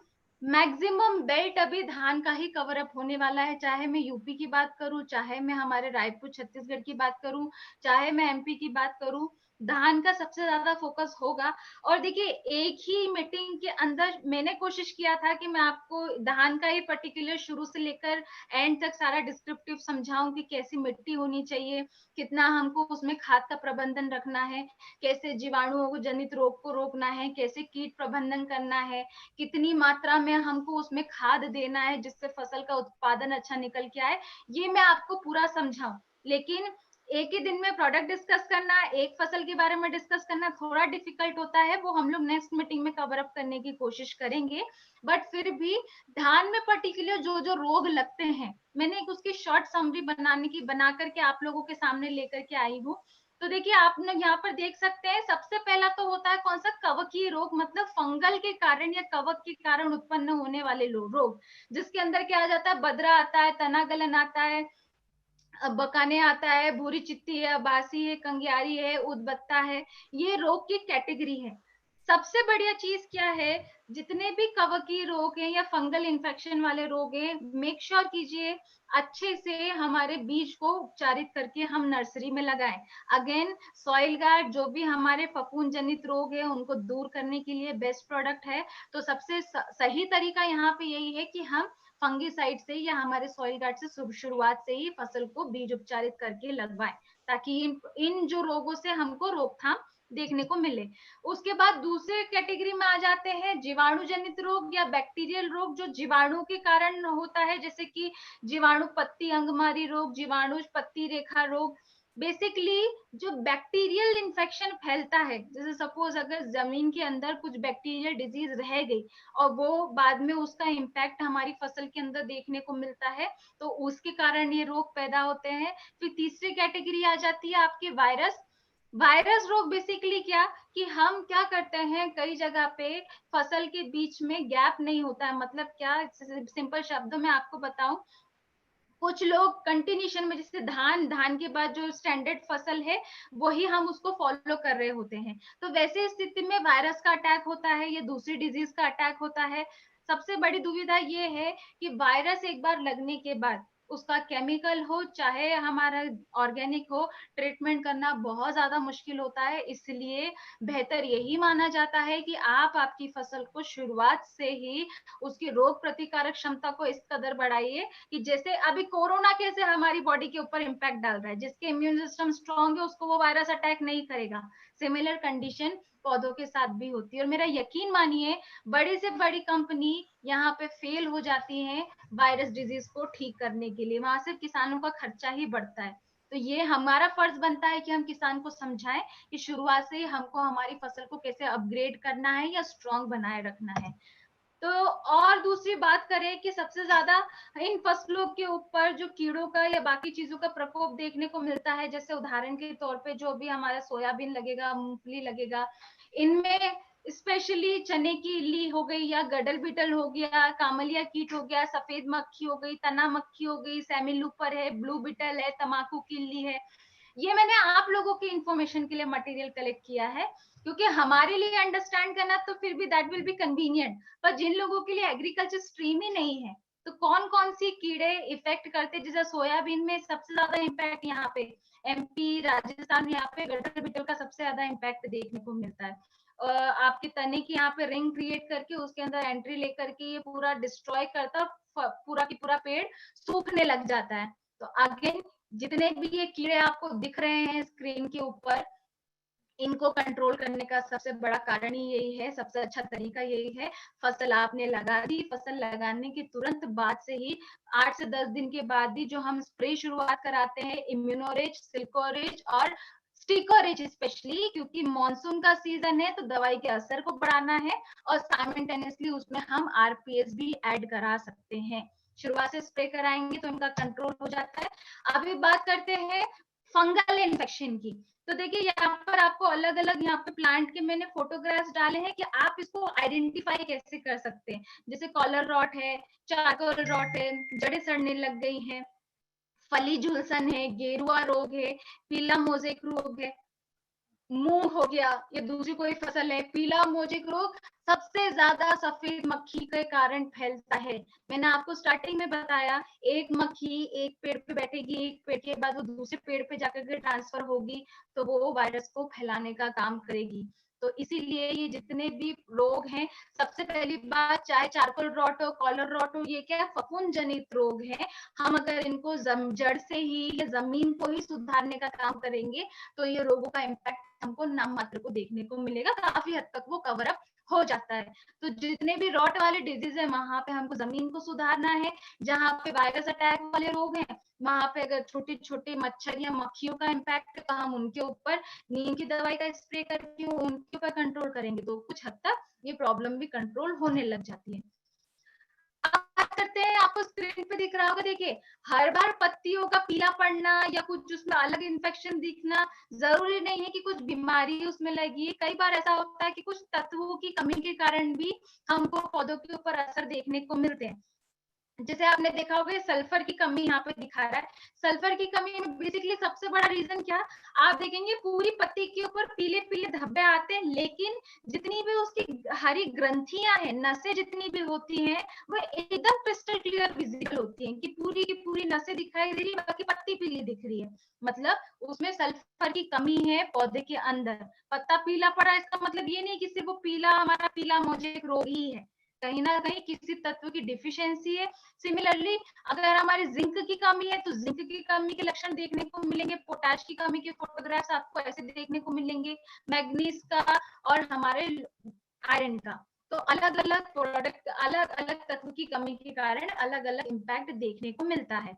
अभी come to the point, finally अगर मैं पूरा कंक्लूजन लेकर के आऊं कि हमारे चाहे धान हो, चाहे मक्का हो, चाहे सोयाबीन हो या दूसरी फसल हो, तो शुरुआत से लेकर अंत तक इन फसलों में हमको हमारा प्रोडक्ट कहाँ, कैसे और किस तरीके से देना है वो मैं आपको बताती हूँ। देखिए हम सब जानते हैं कि कंपनी ने पहले हमारे लिए सारी चीजें एकदम प्रॉपर तरीके से अवेलेबल करा के रखी है, चाहे वो हमारा कृषि मंथन हो, चाहे वो दूसरी इंफॉर्मेशन हो, हर चीज हमारे पास अवेलेबल है। बट इस कंडीशन में क्या, अभी कृषि मंथन में भी कुछ लोगों के साथ प्रॉब्लम ये है कि पता होने के बावजूद हम उसको कहीं ना कहीं आइडेंटिफाई नहीं कर पाते या उसको क्रॉस चेक नहीं करते कि नहीं हमने पीछे का पेज जाकर के कभी टर्न करके ही नहीं देखा, पहली चीज। दूसरी इंपॉर्टेंट चीज, जब से हम हमारा कृषि मंथन लेके आए हैं तब से लेकर अभी तक उसमें कुछ प्रोडक्ट और भी ऐड हुए हैं, जैसे सिल्कोरिच है, सॉइल गार्ड है, अभी बीजो रिच भी ऐड हो गया है और उसका कंटेंट हम लोग ऑलरेडी तैयार कर चुके थे। तो हर बार नई फ्रूट को, नए प्रोडक्ट को, नए कंटेंट को एडप्ट करना इज मच डिफिकल्ट। तो उस कंडीशन में आप लोगों की सहूलियत के लिए यहाँ पे मैंने ये पूरा ब्लॉग या कंटेंट तैयार किया है कि शुरुआत से लेकर अंत तक इस फसल में आपको धन्वंतरी का कौन सा प्रोडक्ट कहाँ कहाँ पे इस्तेमाल करना है। तो आप देख सकते हैं यहाँ पे मैंने स्पेशली अभी धान और मक्का का ही लिखा है। मक्का में हम कोई नर्सरी तैयार नहीं करते हैं तो उसका प्रोसेस बिल्कुल सिमिलर रहेगा, नॉर्मल रहेगा। मैंने नर्सरी वाला ब्लॉग इसमें स्पेशली इसलिए मेंशन किया है क्योंकि नर्सरी हम अभी धान के लिए मैक्सिमम लोग नर्सरी पे ही फोकस करेंगे। कुछ जगह पे प्लानिंग शुरू भी हो चुकी, लगाना शुरू कर देंगे। सबसे ज्यादा हमारे छत्तीसगढ़ का ही बेल्ट है धान का, उसके बाद यूपी के, पंजाब, हरियाणा भी है, कुछ प्रतिशत मध्य प्रदेश में भी है। तो जहां पे भी नर्सरी लोग तैयार करने की कोशिश कर रहे हैं, प्रिपरेशन में लगे हुए हैं, आप लोगों को उसकी इंफॉर्मेशन मिल जाएगी कि हम उनको कैसे सजेस्ट कर सकते हैं अपने प्रोडक्ट। तो सबसे पहले बात करते हैं कि प्रति एकड़ 4 किलो आरपीएस दानेदार हमको बोनी या पखरनी के समय गोबर खाद के साथ मिला करके इस्तेमाल करना है, पहली चीज। ये तो बात हो गई जो हम रोपे तैयार करके ट्रांसप्लांट करेंगे उस जमीन के लिए। लेकिन सिमिलरली जो नर्सरी आप तैयार कर रहे हैं उस नर्सरी में हम बचा कुचा खाद भी देते हैं।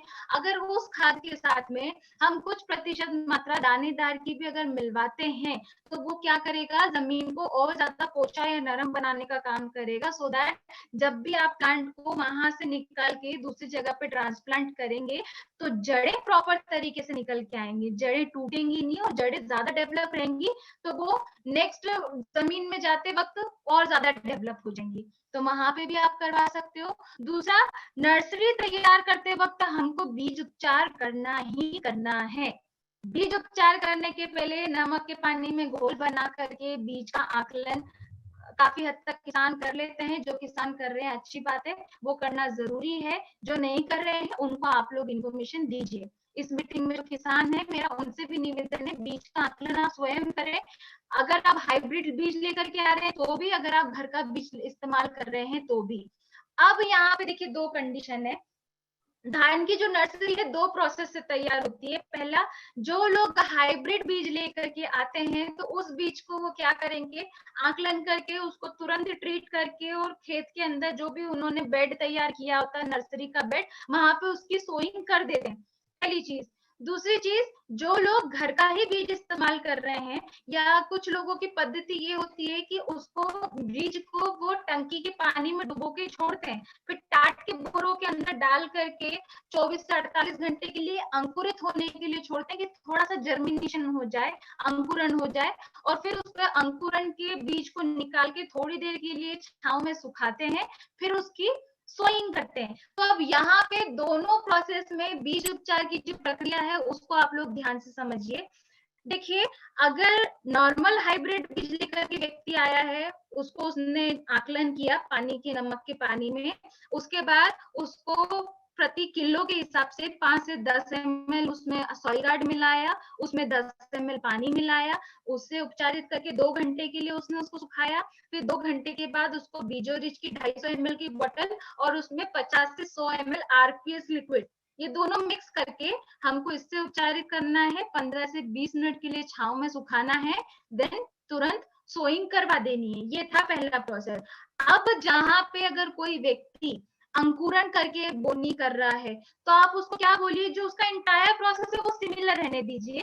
जो बीज उसने बोरी के अंदर डाल करके अंकुरित कर लिया, उस बीज को वो बाहर निकाल करके सुखाएगा। तो उस बीज को अंकुरित जो किया हुआ है उसको हाथ से ट्रीट मत करवाइए, क्योंकि अगर हाथ से ट्रीट करेंगे तो जर्मिनेशन किया हुआ बीज काफी हद तक डिस्ट्रॉय होने के चांसेस होते हैं।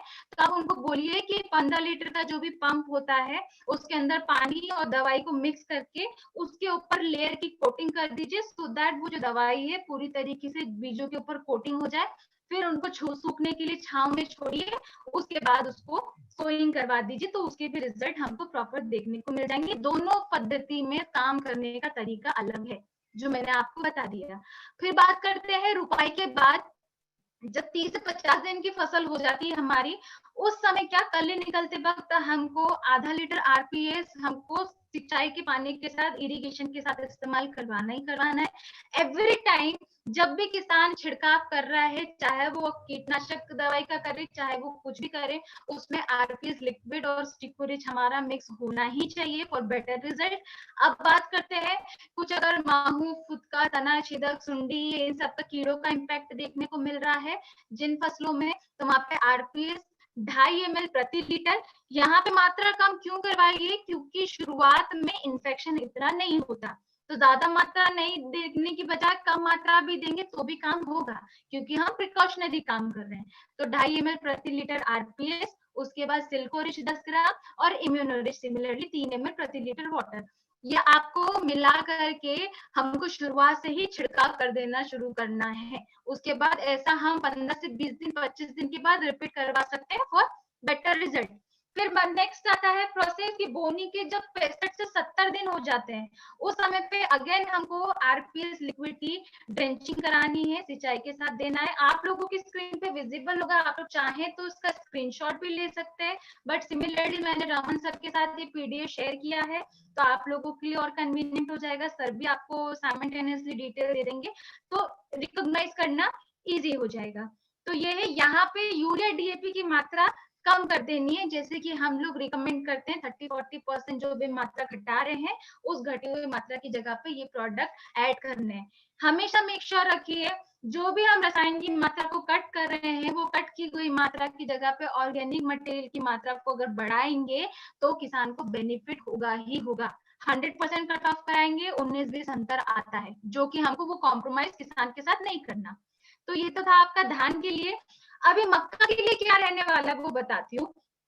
नर्सरी बस तैयार नहीं होगी मक्का में, बाकी जो आपका पूरा इंटायर अनाज है, उस अनाज को आप सॉइल गार्ड और हमारा जो बीजो रिच है, आरपीएस लिक्विड है, उसके साथ उसी तरीके से उपचारित करेंगे जैसा नॉर्मल प्रोसेस है।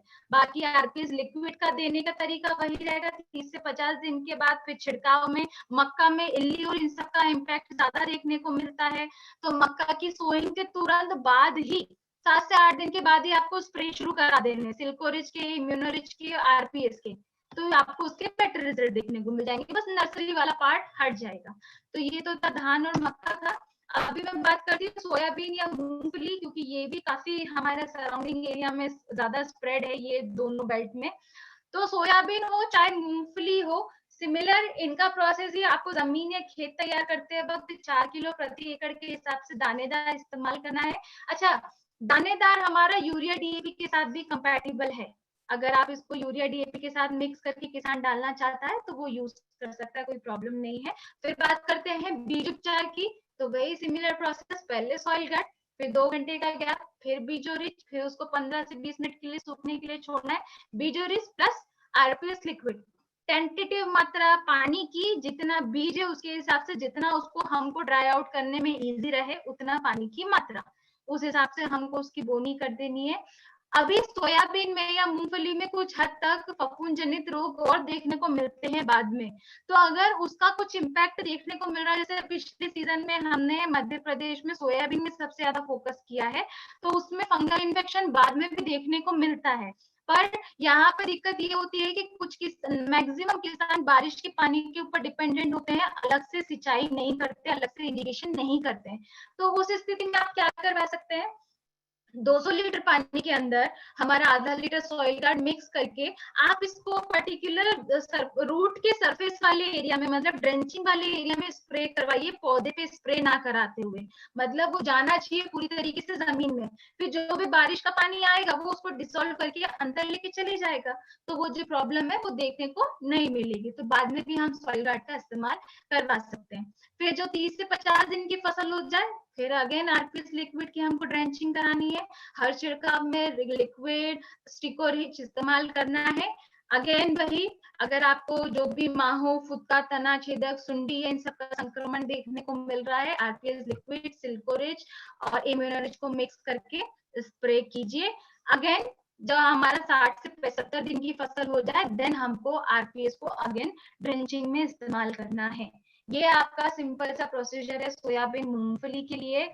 एक और बात ध्यान में रखिए कि जितने भी आपकी जो फसलें हैं जिनमें लगता है कि बीज उपचारित करते वक्त उनकी जो कोटिंग है, जो छिलका है, वो सेपरेट हो जाएगा, अलग हो जाएगा, तो या तो उनको आप हल्के हल्के हाथ से उपचारित करवाइए, किसान हो चाहे डिस्ट्रीब्यूटर उनको समझाने जाए वो हो, या तो फिर आप कोशिश कीजिए कि वो पंप के अंदर दवाई मिक्स करके बीज के ऊपर हल्का हल्का स्प्रे कर दे, सो दैट दवाई प्रॉपर तरीके से कोट हो जाए। उनको ज्यादा हमको रगड़ना मसलना नहीं, वरना बीज की क्वालिटी डैमेज होगी। तो ये अभी आपका यहाँ पे जो भी मेन आपका बेसिक खरीफ के सीजन की जो फसलें हैं जिनका अभी ज्यादा सीजन चल रहा है उसके लिए ये था। फिर बात करते हैं हम सब्जी की फसलों के लिए, तो देखिए सब्जी के लिए entire process will be different. यहाँ पे हमारा बैक्टोरिच का किट इस्तेमाल होगा। एक और इम्पोर्टेंट चीज समझिए, हम जो हमारा बीजो रिच लेकर के आए हैं सिर्फ अनाज, दलहन, तिलहन वाली फसलों के लिए है।